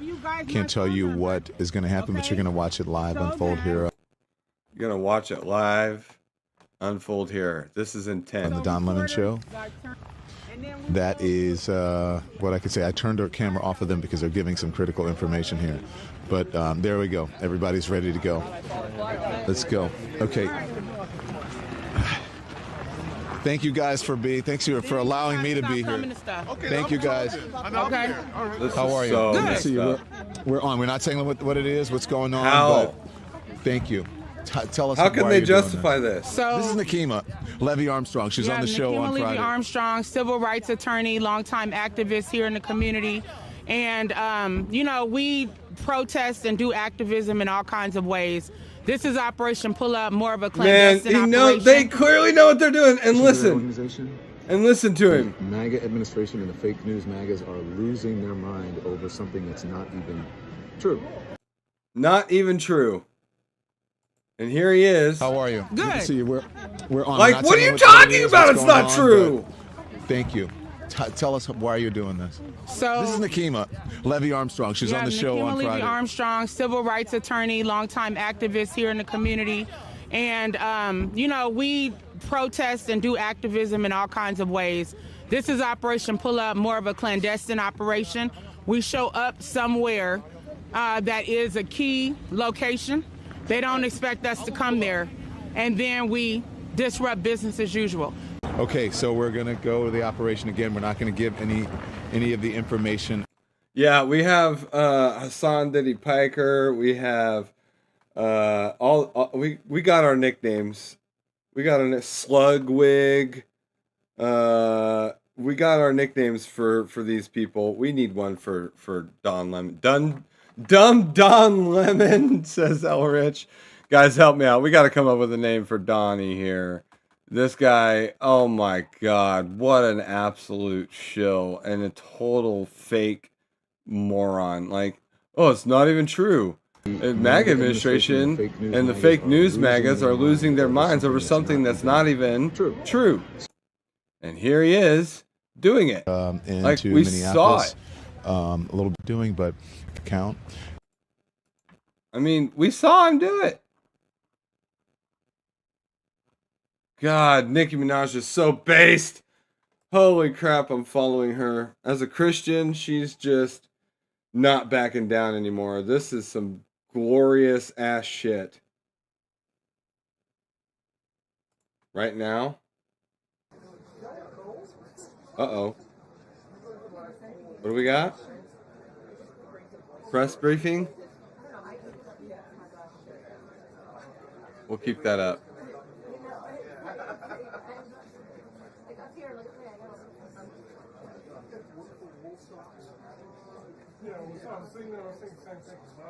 Guys, share your links in the chat. We'll definitely give them a look-see. Oh, yes! I forgot about this.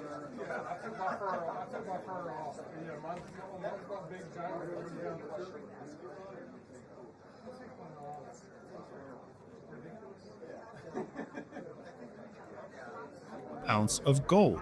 All right, you guys got to see January this. 2026.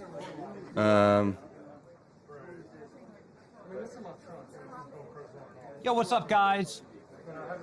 Thought we'd just chill and chat.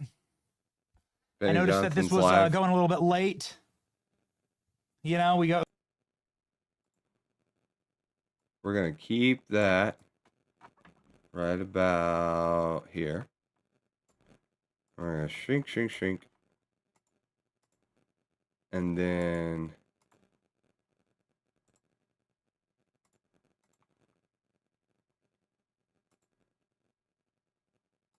When you try to make sense of what's happening in this one I haven't seen.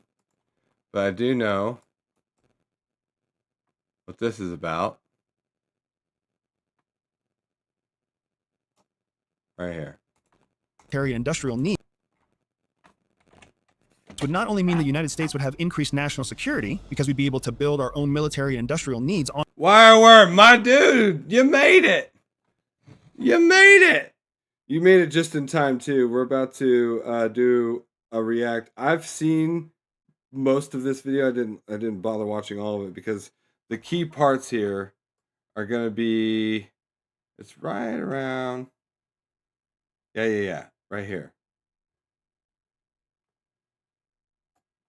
Okay, this is about why we did what we did in Venezuela, and then I'm going to show you the Greenland stuff. Okay, guys? Primarily in China. China controls no worries, 40 to Sandra. 60% Thank you for of everything. all global critical Everybody, earth minerals. That is an go incredible check amount of out control Sandra's for one stuff. communist country that Link your stands Discord, diametrically Sandra. opposed.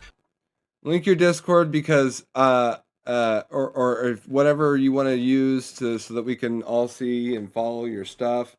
If you have a website, if you have a Patreon, you can share links in this chat. By the way, it doesn't block you. Ask Wireworm, he knows. Goro Thor, you guys can. If she tries to share a link and it doesn't go through, let me know. Also Sid's in here, Shortugal. You guys are all moderators. You guys are good to go. Sandra, we love you. Thank you so much for doing the rigging for my VTuber model. We all can't wait to see it. I know I'm excited about it. It's going to be amazing. It's going to be amazing. She is going to be working on the 3D rigging and layers of the 2D art first. And guys, you've seen my avatar, so you already know that bit.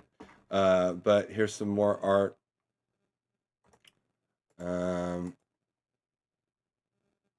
Where's it at? Okay.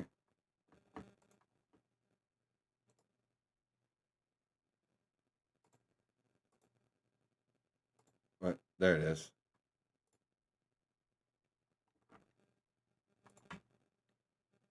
And right here. There's the forward-facing art of it. There you go. That's me. Based off of a real picture of me. You got the guys that have been here the longest, Gorthor, Wireworm. You guys may have been here at the time when I was still doing webcam streams, and I had a real picture of myself. But knowing that this is what the left has done to Charlie and other people, there's no way I'm doing my real face anymore. But you guys know what it's based off of, and I used to have a picture. It looked exactly like that, and I just said, you know what? Let's do an anime version of that and see what that looks like. And it was based off this picture here of the real me. That's the real me. And so yeah, it was based off that. And then I'm like, hey, AI is kind of cool. Let's see if you can make an anime me. And it did. But she's got to do a lot of work. So give her a big, huge round of applause for Sandra, because she's going to be separating out the art reference into layers and making a 3D rig model of that. So anyway, big, huge shout out to Sandra. I'm gonna keep shouting her out as we go. Her links are here we go. She has a YouTube link. Cut. And here we go. Avatar is pretty close. Yeah, it is. It is pretty close. I hope you don't mind, Sandra. I went ahead and shared what I saw from your Discord. I hope that's okay.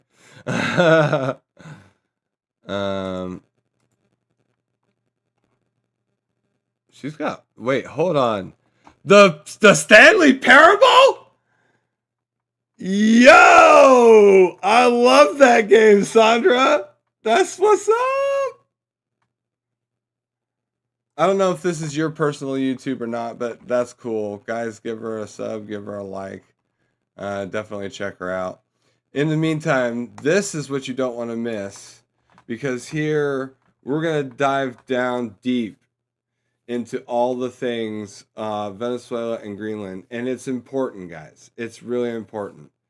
It's massively important. Way more important than Iran right now. I know everybody's talking about Iran, and there's a huge uprising, and they're wanting to overthrow the Ayatollah, and I support the Iranians wanting to fight for their freedom. But this is big, and here's why. To the values of the United States. Critical mineral independence would not only mean the United States. Well, he talks fast. Let's slow him down a bit. States would have increased national security because we'd be able to build our own military and industrial needs on our own at our own pace, but it also means that we would be less reliant and less vulnerable to the manipulation of those critical minerals by foreign countries. The way that China tries to manipulate critical minerals going to the United States is not just through boycotts and blockades. They also try to manipulate the price, the quality, and the amount available on the marketplace. So you can see how China has asymmetrical control because it's the source of refinement of critical earth minerals, just like the United States wants to gain control in the oil industry by being the source for refinement of oil. Because when you control the final product, you control pricing, distribution, and trade. That's exactly what China has been abusing in terms of critical minerals coming to the United States, which is not only a win for you and me security-wise, but also a win for us economically because of the second point that Donald Trump realizes. Any product the US creates is a product that will be sold in US dollars. So as the world tries to find a way to reduce its dependency on the US dollar, the US gains the opportunity to leverage back some of that demand for US dollars. Yeah, the justification is overwhelming, guys. They were giving us cocaine through illegal trafficking, and they were giving China their access to their oil and gold. This is unacceptable when Venezuela is within our hemisphere. We're not letting China set up bases in fucking Venezuela. Not happening, bro. By creating more oil that's coming from Venezuela. So we might purchase Venezuelan oil in Venezuelan currency, something that benefits the US dollar because it's stronger than Venezuelan currency. And it benefits Venezuelans. Now they have a little bit more liberty with Maduro gone, and if we can get a deal done, we can actually prop up their economy using American, we have the 150, half our Navy is off the coast of Venezuela. So they're going to do what we tell them to do. Okay? They're going to do what we tell them to do, and they need to. They need to stop butchering their own people and just starving their own people and start raising up their own people by economic prosperity by partnering with the U.S. And we'll be buying all those resources from them, buying it. This time we'll probably be buying it at a cheaper price. They could have gotten a lot better price if they would have just cooperated with us, but they chose not to. So, but that's still going to help set up infrastructure and boom their economy and prop up American or Venezuelan jobs, income. They're going to have all that stuff because American companies are going to go in and do all that. And then they're going to import it to us tariff free because we told them that they we did this. We took out their president. And we're going to help prop up their economy by buying their resources that we need for our economy to boom. Now watch what happens to us as a result. But when that oil comes across to the United States and is refined into a final product, now everything is sold in US dollars. That means that more foreign countries will need to purchase US dollars in order to buy the US resource. As they purchase more US dollars, the value for your dollar and mine goes up. The opposite of inflation. We see an increase in the value of our dollars, and you and I don't have to change anything. It's just a matter of Donald Trump gaining access to Venezuelan oil, refining that oil, and selling that oil. It increases the... all of our businesses, all of our companies, America is in the 80s massively ramped up in the 70s and 80s and beyond. We massively, what our biggest strength is all of the manufacturing and refining processes and those companies that do that for oil, making different products out of that oil, plastics, and all kinds of lubricants, different fuels, gasoline, all those things. We have the best refining technology in the world. Now, Venezuelan oil is extremely crude. And guess what? Guess what?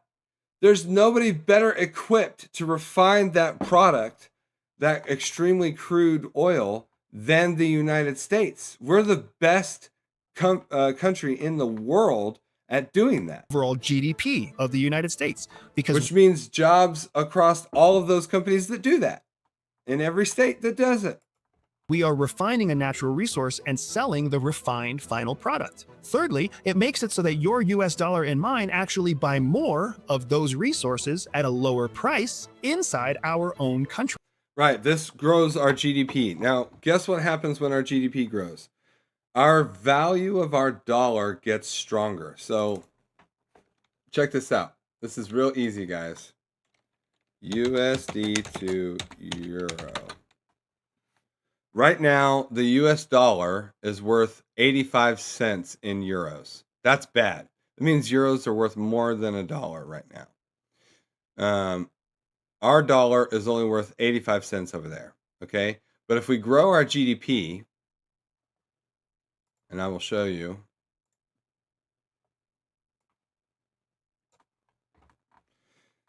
If a French company in the EU sells a product to American retailers, and so basically here's what happens, right? The retail price of this bottle of wine from France is $130, okay? All right, so if we grow our GDP to that, so that by 50 cents, okay? 50 cents. It would mean that our dollar is worth 1.36 euros. Meaning our dollar holds more value than they do if we grow our GDP. What does that do to the cost of this $130 wine bottle? What does that do? It brings the cost of the wine bottle from $130 to $82. $47.79 cheaper. If we grow our GDP the way Trump is trying to do. You see what I'm talking about? The strength of the dollar and how much a single US dollar is worth affects the prices of everything imported. Meaning, if our dollar is stronger than a euro by 36 cents, it makes things that they import to us cheaper. So growing our GDP, the growth rate, meaning our economy must boom with more jobs, more economic investments, more money flowing, our GDP grows, the value of the dollar goes up. That brings prices for everything else imported around the world down. When our dollar is strong, the prices for everything else goes down.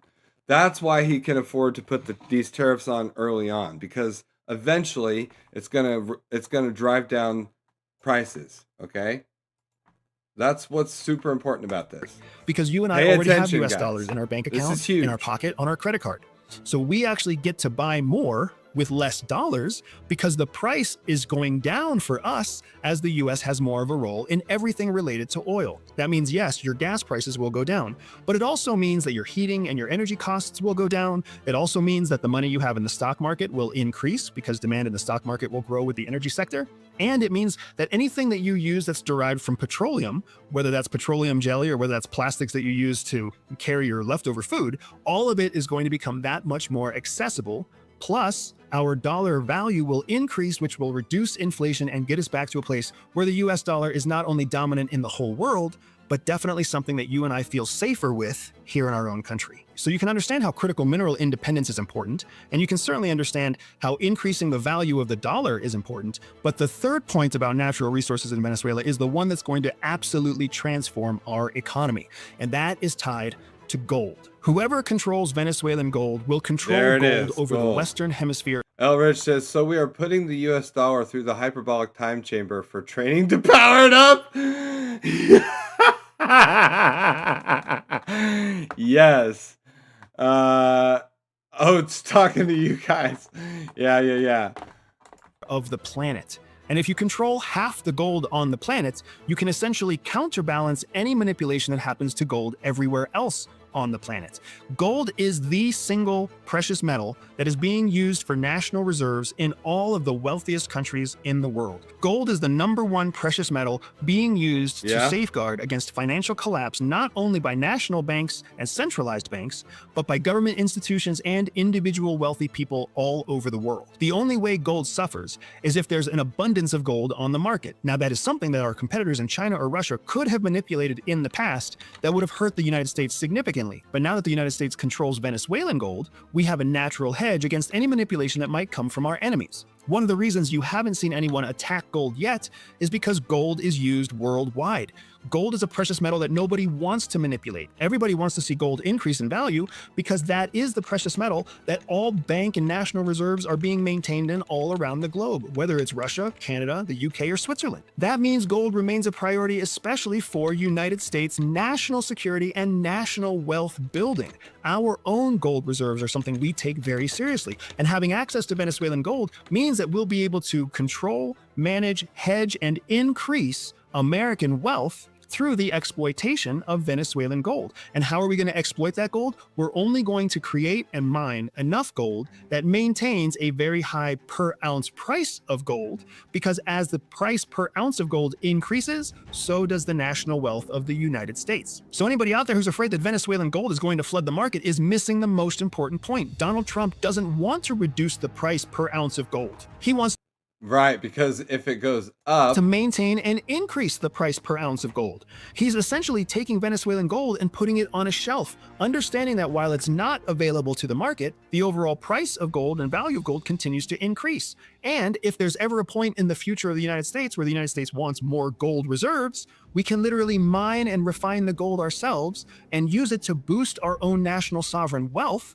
which also boosts the wealth of every individual who owns gold. This is one of the critical differences between currency, like the US dollar, and precious metals like gold. Currency is meant to be manipulated. It's meant to inflate and deflate. It's meant to be flexible. It's a tool for central banks so that they can constantly help correct the economy. Precious metals are not the same kind of tool.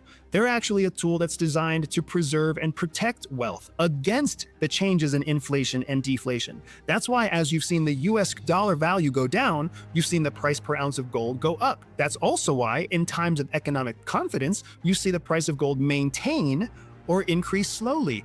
Gold doesn't often decline, and the reason it doesn't decline is because it's a safe haven for wealth. That there means you go. wealthy institutions.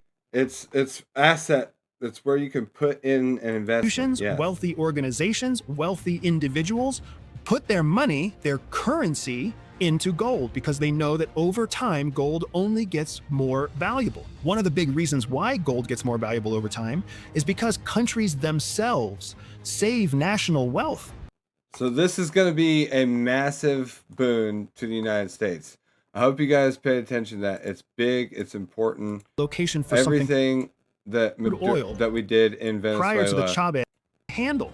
Everything. This is what the United States does best, and so everything we did in Venezuela is going to prop up our economy. It's going to prop up Venezuelans and their liberty as well, grow prosperity for them.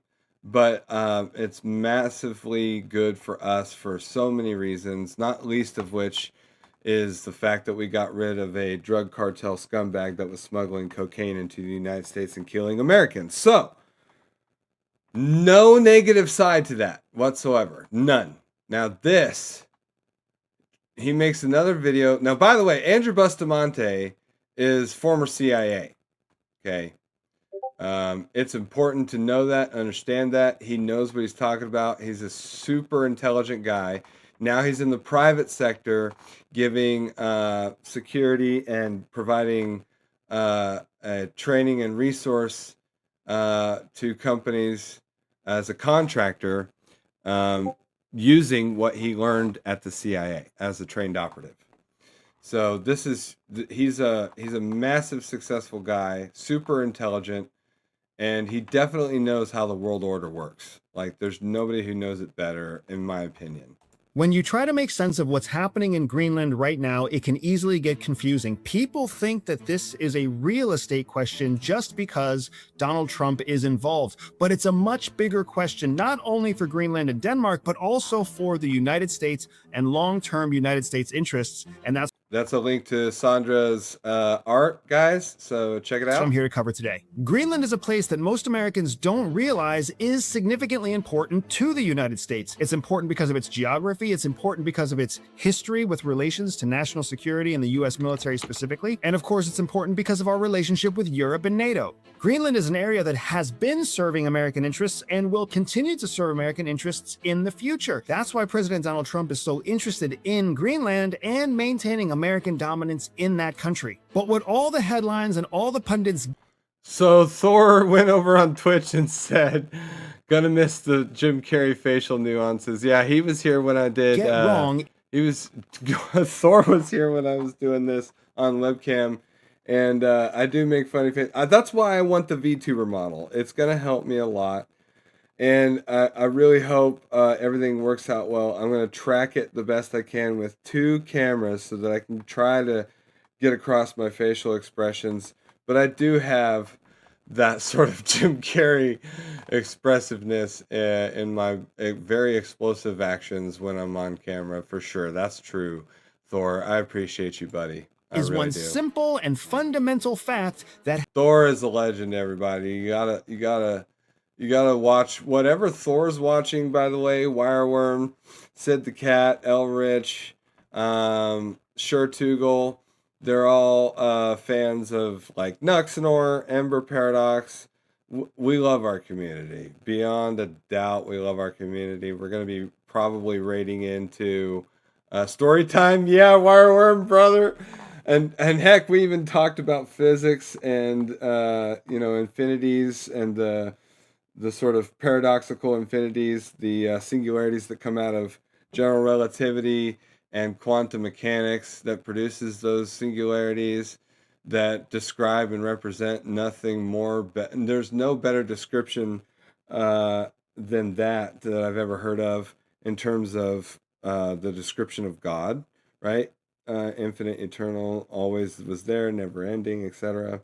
All matter, all infinite matter, infinite mass, energy, density, infinite energy.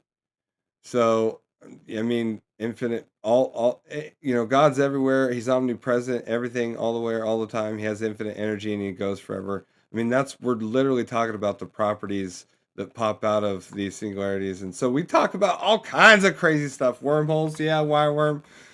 Man, Thor was really sort of engaged in that chat. I remember that. He was really wanting to do the religious, scientific sort of debate there back and forth. That was really fun. It was really fun. Has largely been kept secret from... Because I'm a huge physics fan. Oh, wait, are we live? We're live. People. It's not just Caroline Leavitt, it's Trump. Murderers. These are all out of Minnesota, just Minnesota. I say, why don't you talk about that more? Because people don't know. Do you want to live with these people? Their country from where they came, or the country's international murder? So they actually put them there. In the old days, they didn't respect our country. Biden wouldn't do this because he let them all in. You know, if you didn't have open border policies of Biden, none of this. Oh boy. Things that all of the time. Oh boy. Talking about Minnesota and everything else. Most of them are coming from out of the country, and it's been caused by a previous administration. Look at this, one after one. Boy, these are rough characters. These are all criminal, illegal aliens that. In many cases, they're murderers, they're drug lords, drug dealers, they're the mentally insane. There's some of them who are brutal killers, they're mentally insane. They're killers, but they're insane. These are just in Minnesota. California, it's worse. In other states, it's worse. Now, Minnesota, the crime is incredible. The financial crimes are incredible. And the problem is because of the agitators and insurrectionists, whatever you want, troublemakers, but they're They're paid agitators and insurrectionists. Nobody talks about the fact that $19 billion at a minimum is missing in Minnesota, given to a large degree by Somalians. They've taken it. Somalians, can you imagine? And they don't do it. A lot of very low IQ people, they don't do it. Other people work it out, and they get them money, and they go out and buy Mercedes-Benzes, and they come from here, they have no money. They never had money. They never had a life. They never had a government. They never had a country, because there's basically no country. Somalia is not even a country. They don't have anything that resembles a country. And if it is a country, it's considered just about the worst in the world. They come here and they become rich and they don't have a job. I was told that Ilhan Omar is worth $30 million. She never had a job. Bro. Crooked congressman. It's a little low. There's another one.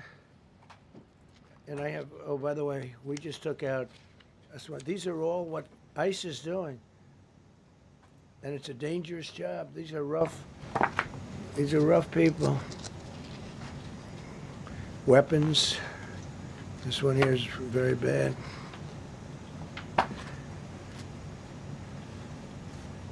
I'm going through this because I think we have plenty of time. I'm going to... You like that, guys? Place, beautiful place in Switzerland. Yes, why we're into this. Where we'll be, I'm sure I'm very happily awaited for. In Switzerland, they don't know about this. They don't have this problem. They have other problems, but they don't have this problem. Look. Killed somebody. Look, and these are rough people. These are not... This was all allowed into our country through open borders. These dumbest policies... You know, men and women's sports is dumb. But to me, having an open border for the world to come in, drug dealers and prisoners... Venezuela, as an example, opened their prisons into the United States. That's why one of the reasons I felt so strongly against Venezuela. Now I'm loving Venezuela. They've been working with us so well. It's been so nice. And an unbelievably nice woman also did a very incredible thing, as you know, a few days ago. We're talking to her, and maybe we can get her involved in some way. I'd love to be able to do that. Maria, maybe we can do that. But we're dealing with the people and the president and all of the people in Venezuela, and we've been doing great. The oil companies are getting ready to make massive investments there. They have more oil than even Saudi Arabia. There you go. These are real. These are rough. This is all Minnesota, every one of them. This is one state. The golden Trump. And Trump these gold people car. Golden Dome. are... Everything's golden, let's baby. See.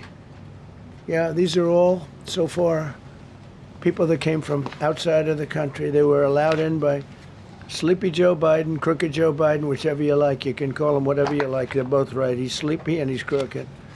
He was the worst president we've ever had.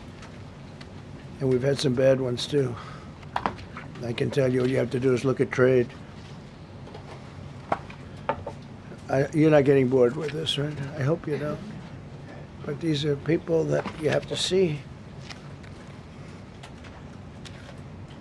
Strong arm rape. Boy, he just goes aggravated on a assault with a rant, weapon, doesn't he?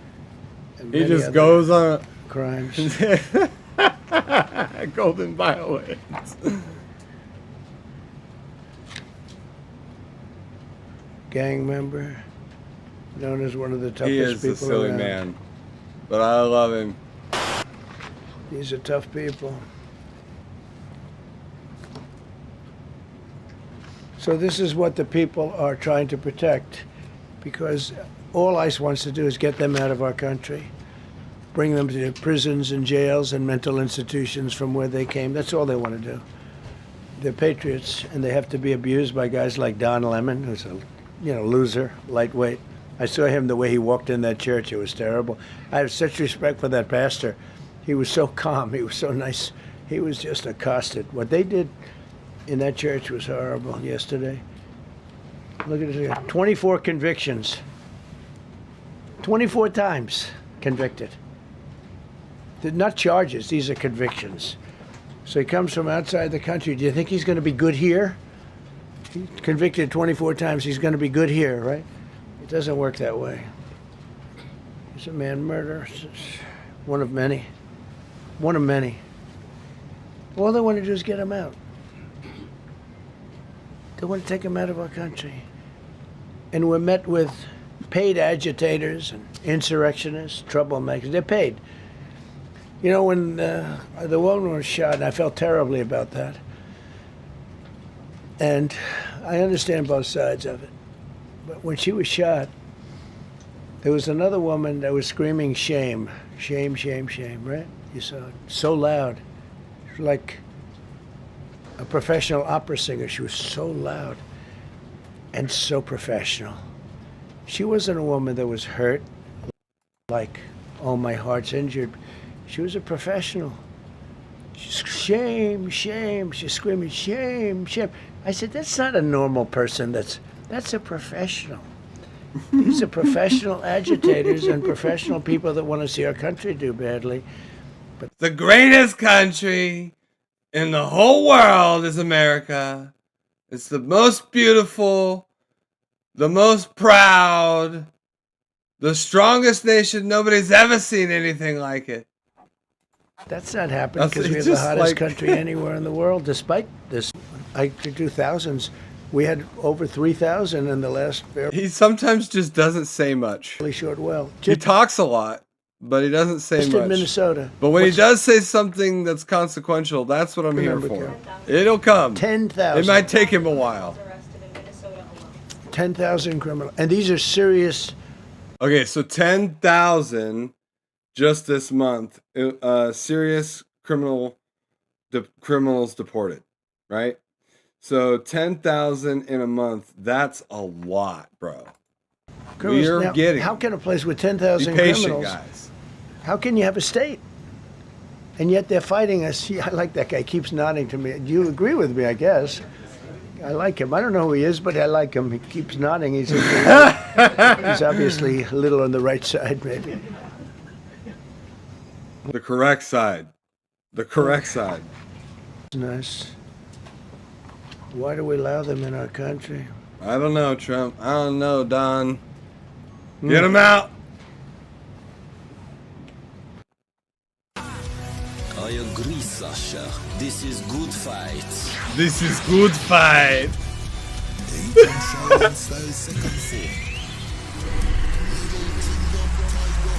Equals. Nanda? I'm afraid your global standing is receding faster than your hairline. Hey, nobody talks about my hair. Nobody! So he has finally decided to release... Bro, he's dope, my God! Super sanction upsurge! Great wall of China!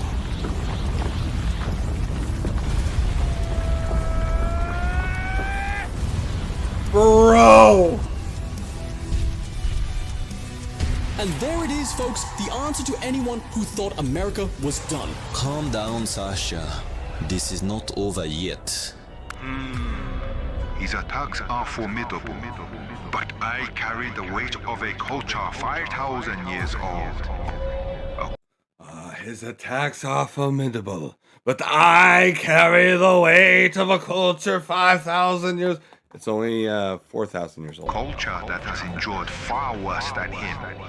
Prepare yourself, ancient Shaolin style. Your kung fu can't stop me. 6'4". Nanny. Nanny. Global domain expansion. Global domain expansion. He's in real trouble here. China's That is what China wants expanding by to the do. second, and there's no way to escape. Could this really be the end of American dominance? How is this possible? It is inevitable. We now lead the world in energy, manufacturing, technology, and there is nothing you can do about it. No. America is the greatest. I am the greatest. So this must all be fake news. Yes! Are you seeing this, Fake guys? news How punch! did you even do that? You can resist, but the Bro! dragon always captures its prey. Ancient Shaolin style 9-4. Rising Dragon Fist. All-American Eagle Drive!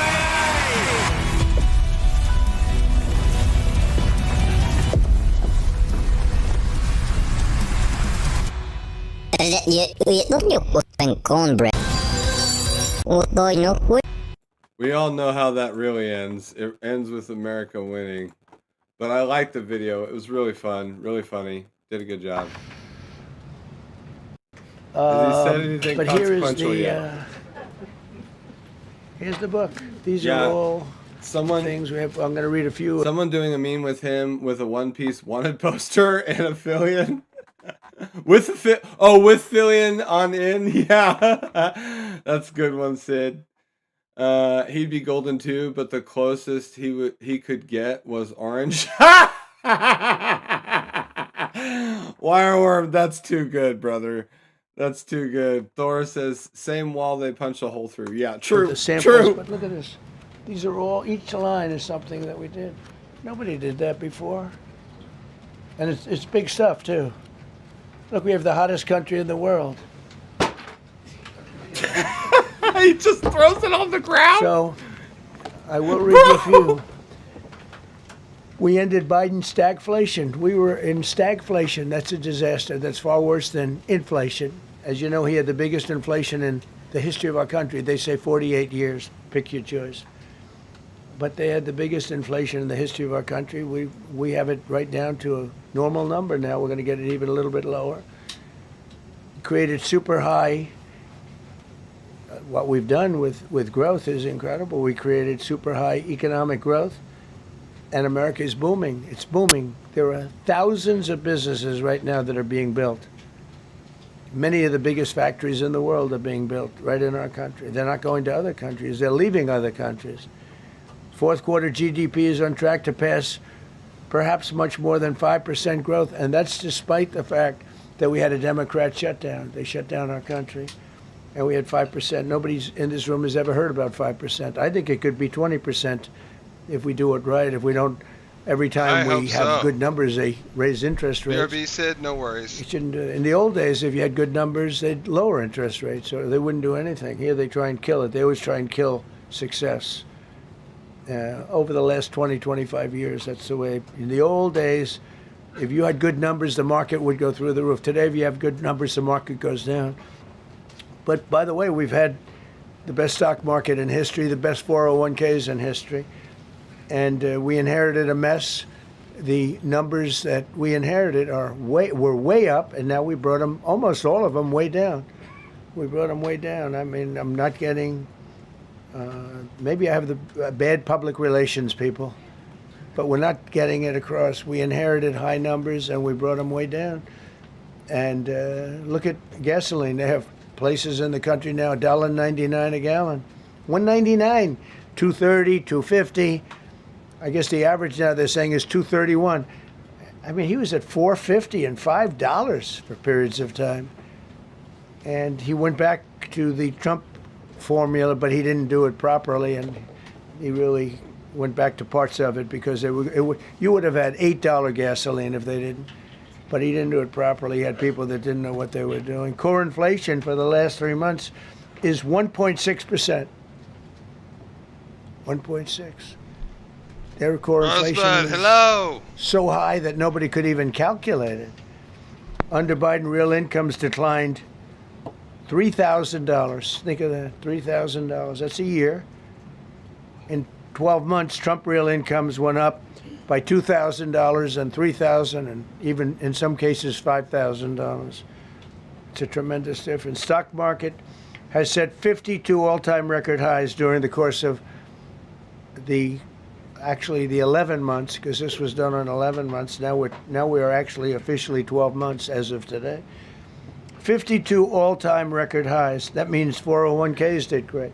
I have people see me all the time, policemen that guard us really well, and got to know them a little bit. And they said, "Sir, you're making me look so good. My 401ks through the roof. My wife thinks I'm the greatest genius that I'm a financial genius, like Warren Buffett. He told me that. He said, I think they have better returns than Warren Buffett right now. But he said, all my life, my wife has been criticizing me for not being smart financially. Now, all of a sudden, she loves me more. But we added $9 trillion in value to retirement accounts, saving many people. They were going out of business. Think of it. We added $9 trillion of value to retirement accounts, savings accounts, and 401ks. That's during the course of 12 months. And I think it's probably 11 months because I don't think they have it for the 12. They have it for the 11. Added $9 trillion of value. Lifted more than 1.2 million Americans off food stamps in 1 year. They would have had another 1.2 million. We would have had, welfare would have gone up. And instead of investing $18 trillion in our country, now it's probably more than that, but $18 trillion and having thousands of plants being built all over the country, you would have had thousands of plants closing all over the country. On the last episode of America First, Donald Trump got over $20 trillion dollars in investment. Let's see what happens next on America First TV. And you would have had disinvestment, and you would have had $18 trillion in commitments for new investments. Apple, NVIDIA, SoftBank, Oracle, TSMC, Johnson & Johnson, Eli Lilly and Company, Micron, AstraZeneca, General Motors, Hyundai, Ford, Honda, GE Aerospace, many, many others. I left a Ford plant a week ago in Michigan that they were going to close 2 years ago, and now they just announced that they're going 24 hours around the clock making cars. Terrorists did it. I don't know what the Supreme Court's going to do. I think to me it reads so plainly. It couldn't be plainer.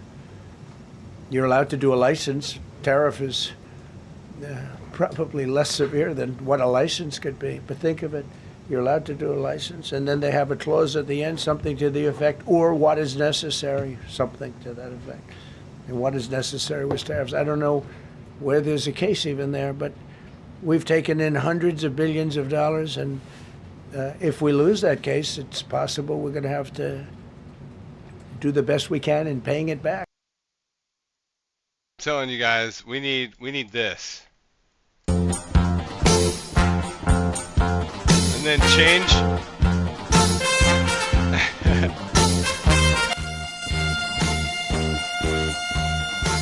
Before Cell came in and tried to defeat Goku, but Goku was too much. He achieved his Super Saiyan form and kicked the crap out of Frieza and Cell and everybody else because Goku is the best. He's the strongest. Achieving Super Saiyan God form, he beats Superman and every other Marvel and DC comic superhero because Goku always wins. Find out how strong he can really get on this episode of Dragon Ball Z.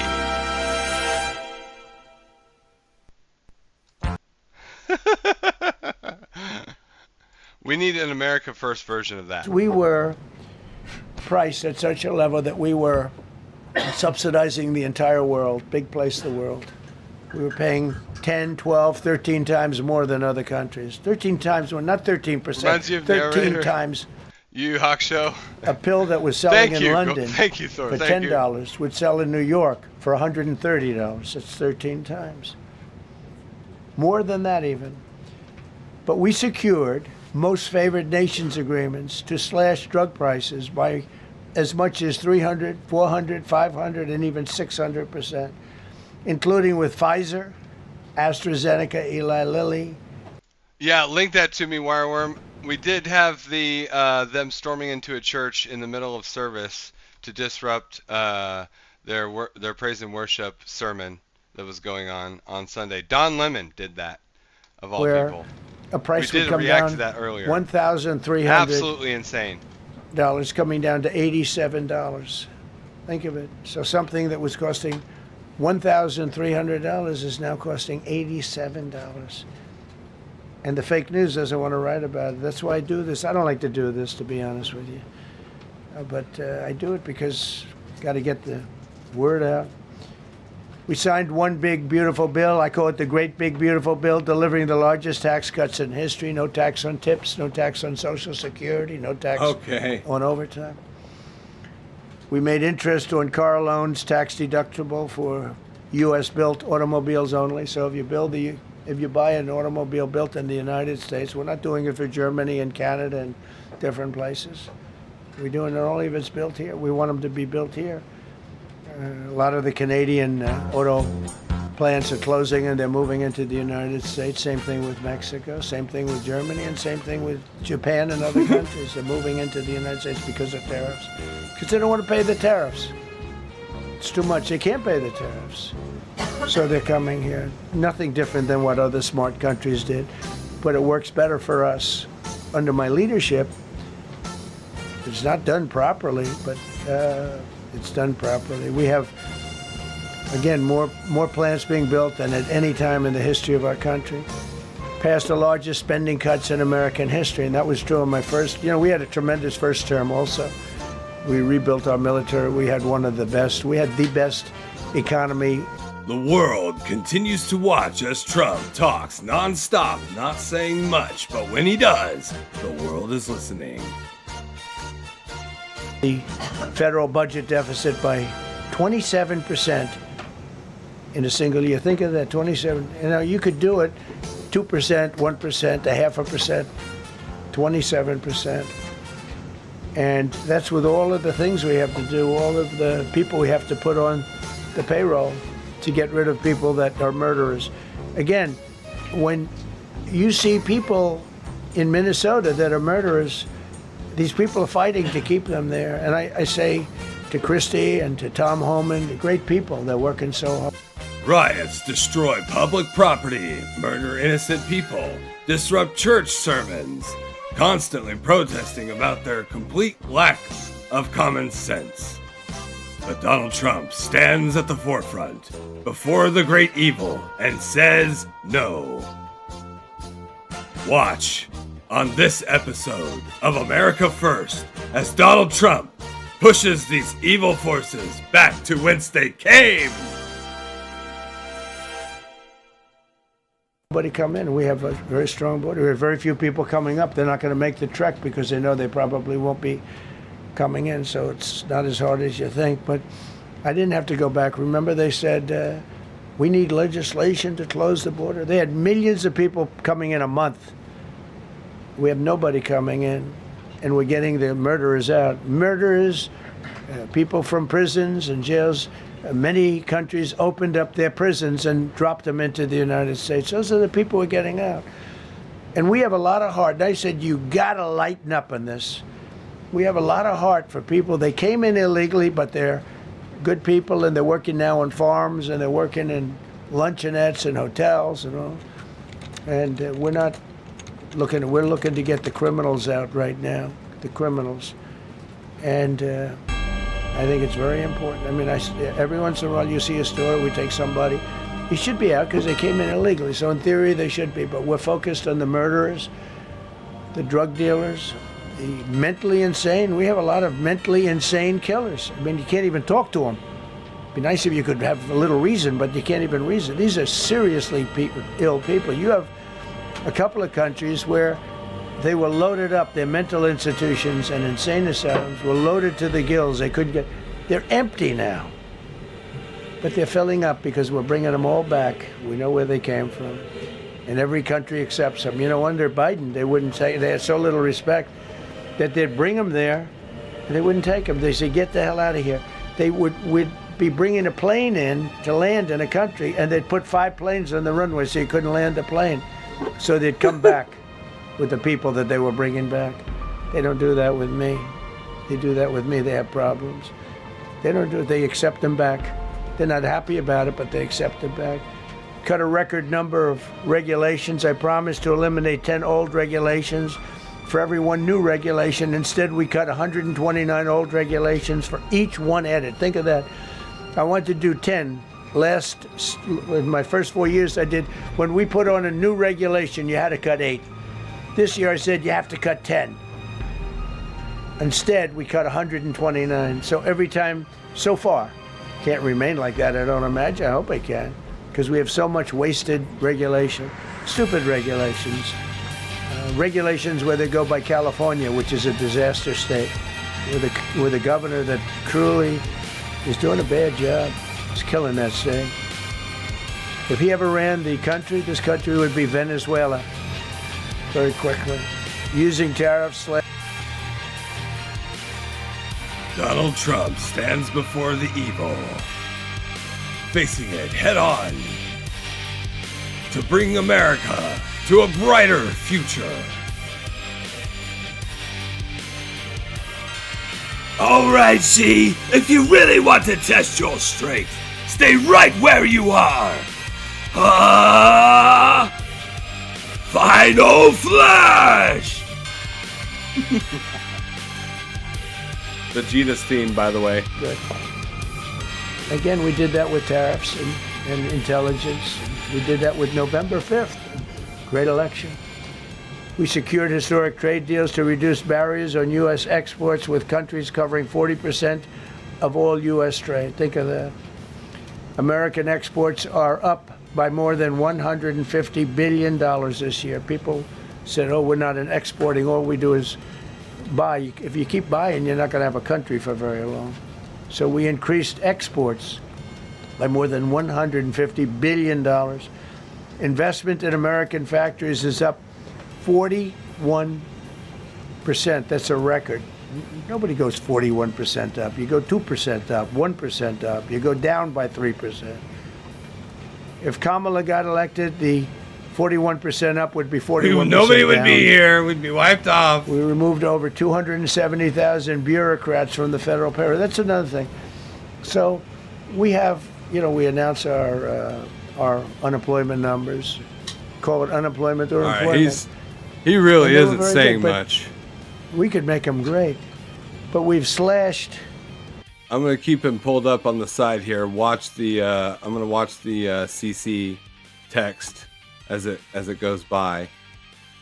But I really. There we go.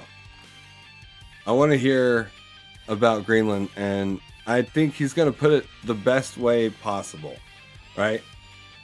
Because it's the one thing I was on the fringe of, like, no, we're not going to invade Greenland, and we're still not going to invade Greenland. Nobody thinks that we're actually going to use American soldiers to try to take over Greenland. That's the dumbest thing. Anybody who actually thinks that is something Trump will do is out of their minds. But keeping it on the table, or not saying he won't, is a way to pressure, like, Russia has 2 submarines, nuclear submarines, off the northern coast of Greenland. And China is patrolling it with their aircraft carriers. No. We need Greenland for the Golden Dome, number 1. Number 2, we're not about to have China and Russia in their navy try to patrol in our backyard. Absolutely not. Russia's already invaded Ukraine. We know that China backs them in that. Then we know that China wants Taiwan. Look, we have to make sure we are safe and protected. And if we need Greenland to do that, and ownership matters, by the way.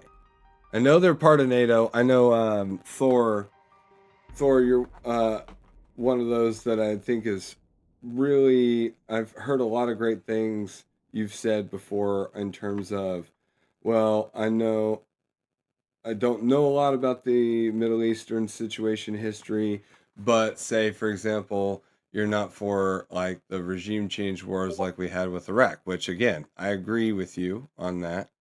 But we're talking about something totally different, right? Obviously, Venezuela was very different for many reasons. Greenland's the same, and not because, yes, they are part of NATO, meaning that Denmark is part of NATO. And Denmark owns Greenland. But Greenland has been long on the right of them wanting to become independent. if we acquired Greenland, it would be through a deal, a transaction, where we would make it a territory like Puerto Rico. That's what we want. Because ownership then gives a lot of legality and ability to gain, invest, and receive control over and regulate local resources. Okay? If we just upped our presence in Greenland like we can do right now, because they're part of NATO and we have a base there, it would cost a lot of money. It costs a lot of money to build up infrastructure and to bump up our defense, and we get nothing in return for doing that. Okay, nothing. We're 35 trillion, whatever trillion dollars in debt, and what we want to be able to do, well, it's not the same as Taiwan. The reason why we do what we do, we turtled all of Taiwan. It is like a freaking turtled. It might as well be a mega ship, a mega supercarrier itself. That island is turtled with U.S. bases and tech to defend it. We want to do the same to Greenland, but it's the reason why we can in Taiwan is because of the semiconductor business. Like, it's worth it to protect Taiwan.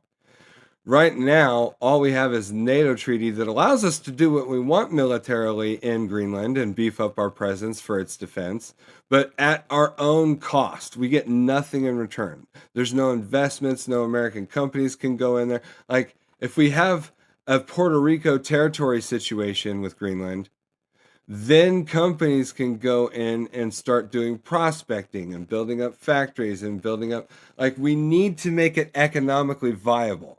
The cost efficiency of doing it without ownership, like we have with a territory like Puerto Rico, or the way we have the contract deals with Taiwan, makes it undoable if we just have what we have now, which is just a NATO treaty saying, yeah, you can spend your money in the millions and billions to protect Greenland, but we're $35 trillion in debt, and we want to be able to do this economically viably, right? That's why we did what we did in Venezuela, number one, because it's worth it economically to do so. Remember, Trump is transactional. He's very much an economist, a macroeconomist. He's not going to set America back to the Stone Ages economically. He wants to boost all Americans' prosperity by bringing up GDP, by making it like, we're not going to be doing this shit for free. And we can't afford to. To the United States, it's important because of its geography. It's important because of its history with relations to national security and the U.S. military specifically. And of course, it's important because of our relationship with Europe and NATO. Greenland is an area that... And Thor, you were right about the whole regime change, boots on the ground stuff. Anything that is that mirrors what we did in Iraq, I'm not for it. Okay, I'm with you. I don't give a shit about other countries so far. Like, what we did in Venezuela was we dipped out as soon as we got there. Like, we got in. It was, I made the joke, it's like walking into a Walmart and you have the Walmart greeter. Welcome to Walmart, get your shit and get out. And that's exactly what we did with Venezuela. It was nothing else more than that. We in, out, don't blink because it's already over. Has been serving American interests and will continue to serve American interests in the future. That's why President Donald Trump is so interested in Greenland and maintaining American dominance in that country. But what all the headlines and all the pundits get wrong is one simple and fundamental fact that has largely been kept secret from the American public. And that fact is that the US and Greenland already have an agreement that allows the United States to maintain its strategic foothold in Greenland. This 1951 agreement between the United States and Denmark has been public record since the beginning, but it's difficult to find because it was written in paper and it was buried in historical archives. Even in recent conversations between Denmark and the United States, leadership in Denmark has acknowledged that the United States is still allowed and entitled to carry out all of its primary national security functions in Greenland without any issues, unmolested. Yes, what Denmark wants to avoid. Elridge says Thor is right about being entrenched in foreign wars. I agree. I'm on Like me, everybody here, pretty much all of us agree on that. But surgical, exactly, Elrich, surgical ops that benefit Americans directly, totally for it, especially if they're the bad guy. Like only if they're the bad guys, in my view. Obviously, I don't want any surgical ops going on in Greenland. If we use any sort of Delta Force thing to do that with Greenland, they're an ally, and I don't think that we can justify that kind of action. Transactionally, yes, I think we should acquire Greenland, and that way we can invest in it. Is any changes in sovereignty? But no military ops, bro. No, absolutely not. Not until we own it,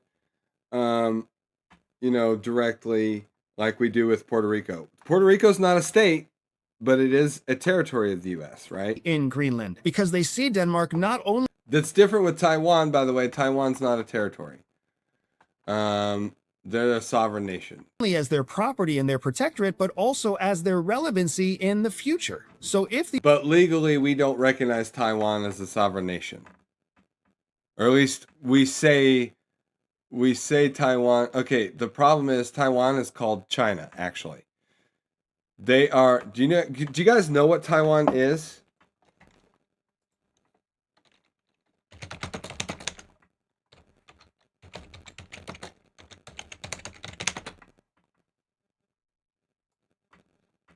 Taiwan is the Republic of China. Do you see that?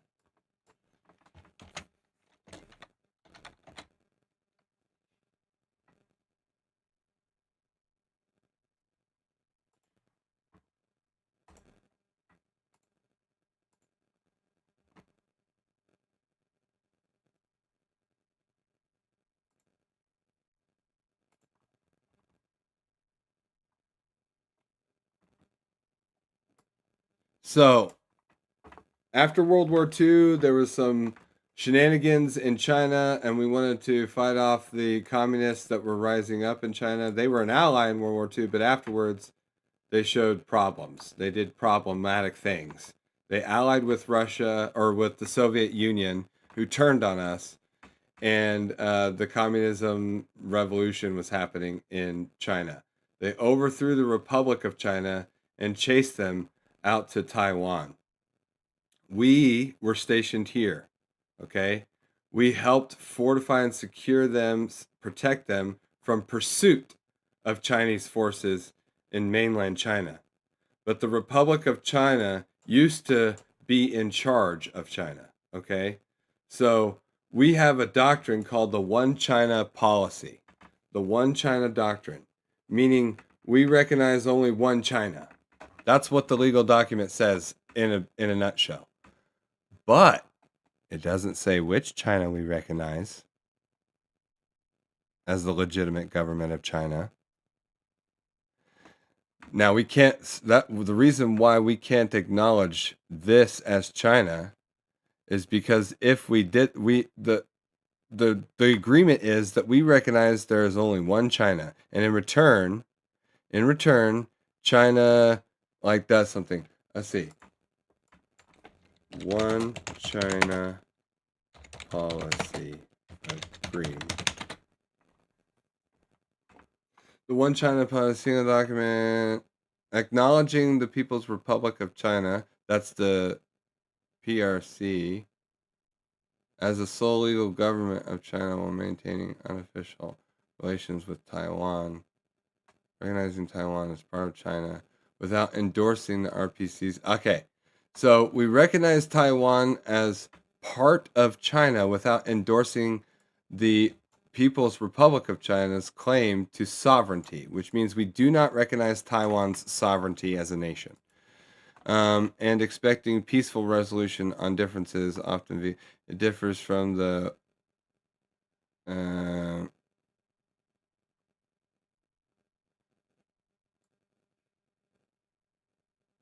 we recognize Taiwan as a part of China, but does not challenge China,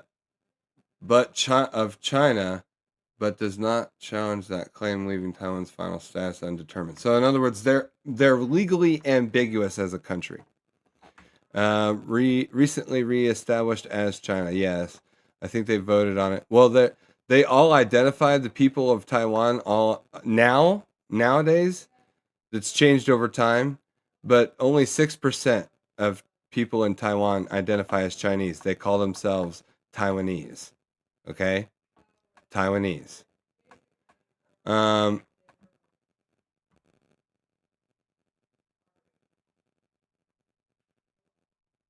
Peaceful resolution. Formal ties are with Beijing, but the U.S. maintains strong unofficial, meaning we are there in force, with Taiwan, including arms sales for defense. Aha, the strait. So this is the strait. You see this? This water, this body of water. It was basically to maintain peace along this strait. Now, here's the real kicker, guys. Down here, do you see this? You guys watching? This is important stuff. The reason we cannot let go of China, and we have turtled it. Okay, this is super important. Pay attention. That's big. I'm serious, guys. Is because if China owns Taiwan, they can get submarines past this without our detection. The whole point of this entire turtling of this island, as U.S. forces are based here, is so that we have naval bases and radar and sonar that can detect all the submarines that they try to launch out here. And we do the same. We do the same in the Philippines. The U.S. Is an ally of the Philippines. And we detect this underwater mountain range. We have ships that patrol this area. China, mainland, claims all of this as part of the China Sea, the Great China Sea. From here, from Vietnam, all the way up to East China Sea. So the South China Sea is what they call it, right? So if they are able to get their submarines past this point without detection, this is important, guys. If they can get submarines past this point without detection, that's bad because we can't detect them out here.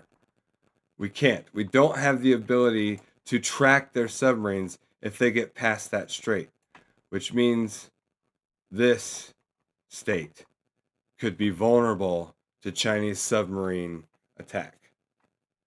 And we will not let that happen. We can't. The same goes for the strategic positioning of Greenland, okay, guys? This is big stuff. The United States can already maintain and is guaranteed the ability to protect our national security interests in Greenland. Why is there an issue at all? Why is the United States escalating this conversation to talk about ownership in Greenland instead of just current access to Greenland? The answer there is that the United States is looking for increased leverage. The idea of taking control of Greenland, whether that's by buying the country or by taking the country by force, allows the United States to force a dialogue with the current administration in Denmark to make a long-term commitment to American guarantees. We're talking about permissions not only for the U.S. military, but permissions that give us access to critical minerals and long-term infrastructure. These guarantees, these assurances, would allow us to maintain long-term dominance and project long-term dominance in the Arctic region. And don't forget that the Arctic region is a region that we share with a primary competitor, Russia, in terms of global power competition. So what the Trump administration is actually trying to do is not buy Greenland. They're trying to get the leadership in Denmark to guarantee to the protection of long-term American interests in a sovereign country that does not belong to the United States. But the United States is pushing the dialogue and escalating the rhetoric in an effort to try to expedite or speed up the promises that are coming from Denmark. Potentially even more important than the military presence in Greenland is the idea of strategic minerals located in Greenland and the United States having access long-term to those strategic mineral reserves. Strategic minerals are one of the primary focus areas for the Trump administration, not only because they are relevant to the pursuit of long-term American independence and military technology innovation, but because they reduce logistical supply chains for the United States. Rather than having to rely on minerals coming from Australia or coming from Europe, it is a much shorter distance between Greenland and the United States. In addition to that, the United States has been trying to diversify its supply chain for critical minerals so that China is not involved, so that China has no role in the mining, transportation, or refinement of those minerals. And Greenland is an opportunity to tap directly into a resource pool of strategic minerals that that fully bypasses China and Chinese allies such as India. So when you look at the Greenland question through the eyes of a CIA officer, what you do is you see three different priorities, three compelling imperatives for why the current presidential administration in the United States is so focused on escalating the rhetoric about controlling Greenland. The first is control of the Arctic corridor, because the Arctic region is not only the shortest route between Russia and the United States, but it is also an area that is constantly transforming due to global warming and opening up new supply chains, new logistical routes, new access to raw materials that have been hidden under the ice. The Arctic region is the key to future undersea cables that carry anything from information to secrets. It's going to unlock new shipping routes, new ways of patrolling our own shores and protecting our sovereign border. And of course, it's going to create new routes for surveillance against our enemy Russia. The Arctic region, while cold and obsolete in many ways, is becoming more and more relevant every day. The second imperative has to do with early warning for missile defense. Russia is a nuclear-capable country that has actively been using its most modern ICBM, the Oreshnik missile, in Ukraine. And the United States wants to make sure that they have the ability to detect and defend against that modern-day weapon, as well as historic legacy nuclear ICBMs that Russia has always maintained. Greenland is one of the primary bases for missile warning and missile defense. So the more the United States has the ability to guarantee access to Greenland in the long term, the more the United States has reassurance that they'll be able to protect and defend against any missile launches coming from Russia, nuclear or otherwise. And of course, the third imperative has to do with strategic minerals located on Greenland itself, mines and access points to those mines that would allow the United States to shorten the supply chain, shorten the refinement process, and guarantee the majority of control for strategic minerals relevant not only to the U.S. military, but also relevant to the U.S. economic development in the future of technology, the future of AI, the future of communications. All of those strategic minerals are present in Greenland. The sponsor of today's video is U.S. Gold Mining go. Inc. It's impossible to talk about strategic minerals without addressing the elephant in the room, which is the price of gold and the increasing demand for gold. There it is. Big, huge deal. Not only in the United States, but worldwide. And it's not only gold that's on the rise, it's also silver and copper, because these are critical minerals that are being used not only in technology, but also to protect wealth. A critical mineral deposit like what's been found in Alaska by company U.S. Gold Mining Incorporated, ticker symbol USGO. What U.S. Gold Mining has identified with the Whistler project is the closest undeveloped gold-copper location near Anchorage, Alaska. On the very first day of the current Trump administration, he issued an executive order called Unleashing Alaska's Extraordinary Resource Potential. That means even our president is so focused on tapping into these minerals that exist inside of the United States that he's making them executive orders. Immediately after releasing the first executive order about Alaska, the president then released a second executive order, this one called Immediate Measures to Increase American... What's that, Thor? You're aware of a briefing of it when we made port for deployment? Elaborate. Mineral production. This executive order is focused on increasing and encouraging American capacity to exploit minerals inside the United States, including gold and copper. When you combine American support and interest in tapping into American mines here inside our country, with the approval and large-scale support for projects like the Whistler Project, which has access to not only gold and copper, but also silver and other critical minerals, and you put that together with ongoing expectations for reductions in interest rates and Fed cuts that will expedite and grow the American economy, you find the perfect storm not only for American national security interests, but also for individual financial interests if you are already either investing in gold or investing in companies like U.S. Gold Mining, ticker symbol USGO. I don't want you to take my word for it. I want you to research it for yourself. Take a look at the Whistler Project. Take a look at what's happening in Alaska. Look at the executive orders I just mentioned. 100%. And of course, research U.S. Gold Mining Incorporated, ticker symbol USGO, and see the incredible work they're doing to secure our long-term access to gold and copper in the United States. But here's the big problem. The United States' focus on Greenland is sending a confusing message to our partners in Europe. What the United States is saying is, we need Greenland. What Europe and other allies are hearing is, we're going to take your sovereign country. It's not the same thing. Those are not compatible messages. They're not the same thing. That Greenland is critical to long-term American interests has been communicated as a perceived threat that the United States is going to take Greenland against the will of Europe. Much of that is due to the way that the president has presented his arguments, but another part of that is actually tied to the way Denmark has responded to the president's comments. We need to get past the rhetoric, past the fear, past the threats, in order to understand why Greenland is a topic of conversation at all. When since 1951, nobody has really talked about Greenland. So while NATO allies are wondering whether or not the United States is on the same team as Northern Europe, the United States has never changed its opinion. Greenland, whether it's part of Europe or not, is irrelevant to American national security. The location of Greenland, the strategic minerals inside of Greenland, and the existing military infrastructure at what was formerly known as Thule Air Force Base on Greenland, these are the reasons that Greenland is important. It's not about Greenland's sovereignty. It's not about Greenland's ownership under Denmark. It's not about whether or not Greenland wants to be an independent country on its own. It's all about how Greenland is critical to long-term American interests. So while you hear terms like fundamental disagreement, when you hear terms like sovereignty and independence, and you hear all these complications about Greenland, none of that has to do with the core purpose through the eyes of the American administration. Through the eyes of our current U.S. president, Greenland is important because it guarantees security for Americans long term. And of course, as long as the United States is the primary guarantor of defense in Europe, Greenland is also important to Europe and NATO. It's important that we don't focus on the alarmist rhetoric that NATO is going to die, or that the United States is contesting that NATO has relevancy. These conversations don't benefit the United States or Europe or NATO,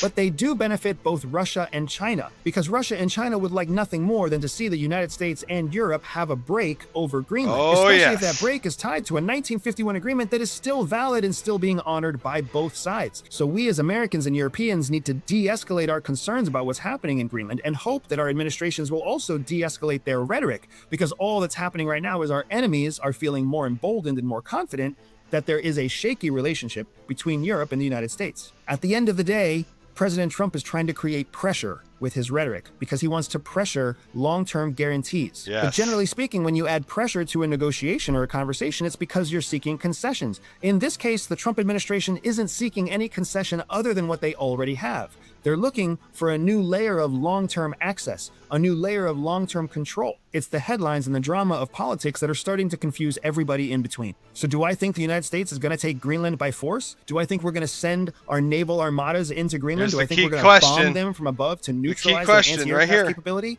Absolutely not. The United States has no interest in risking American lives and trying to guarantee long-term access to a country that has already promised us long-term access. There is zero chance of the United States militarily launching a conflict in Greenland. Do I believe that the United States is going to bomb?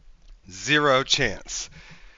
And it is the fault of how sometimes, and we all know it, we've all seen how Trump just talks sometimes. He just doesn't. But anybody with like a mild brain can read between the lines and get what he's trying to say. He's just a very plain-spoken dude, and he uses very, very commonly plain-spoken words. It's not like he's an advanced rhetoric kind of person. I mean, sometimes trust me, he has his moments. He has golden moments, trust me.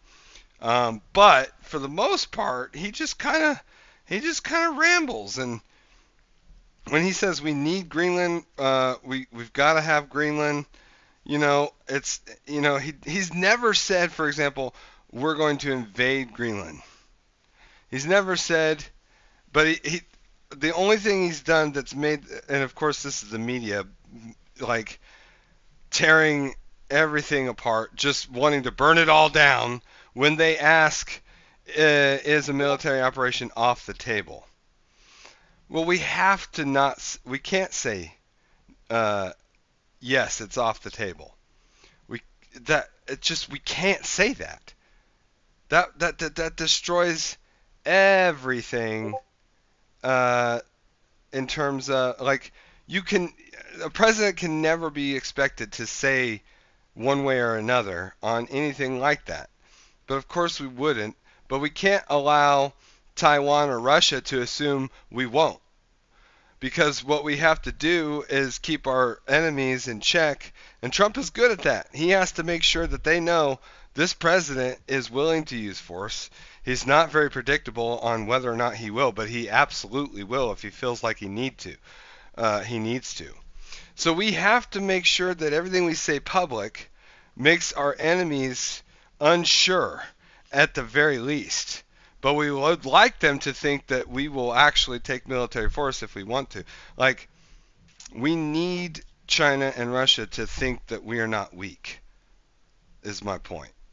And so we can't say that publicly, whether or not we will use military. But of course we're not going to.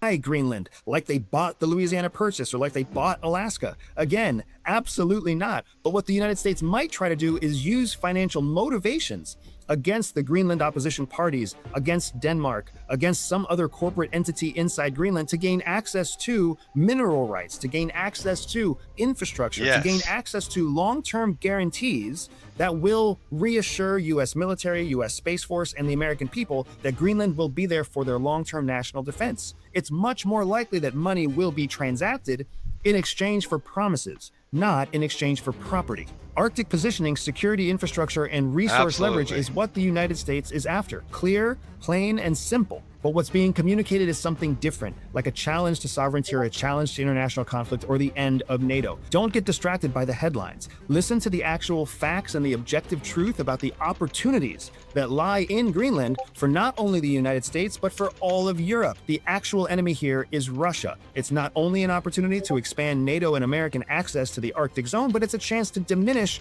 Chinese, North Korean, Iranian, and Russian access to intelligence routes, surveillance routes, shipping lines, and undersea cables that could be used for intelligence gathering or waging a future war. We need to support the conclusion of a favorable outcome for the United States in Greenland, because a favorable outcome for the United States is a favorable outcome for Europe.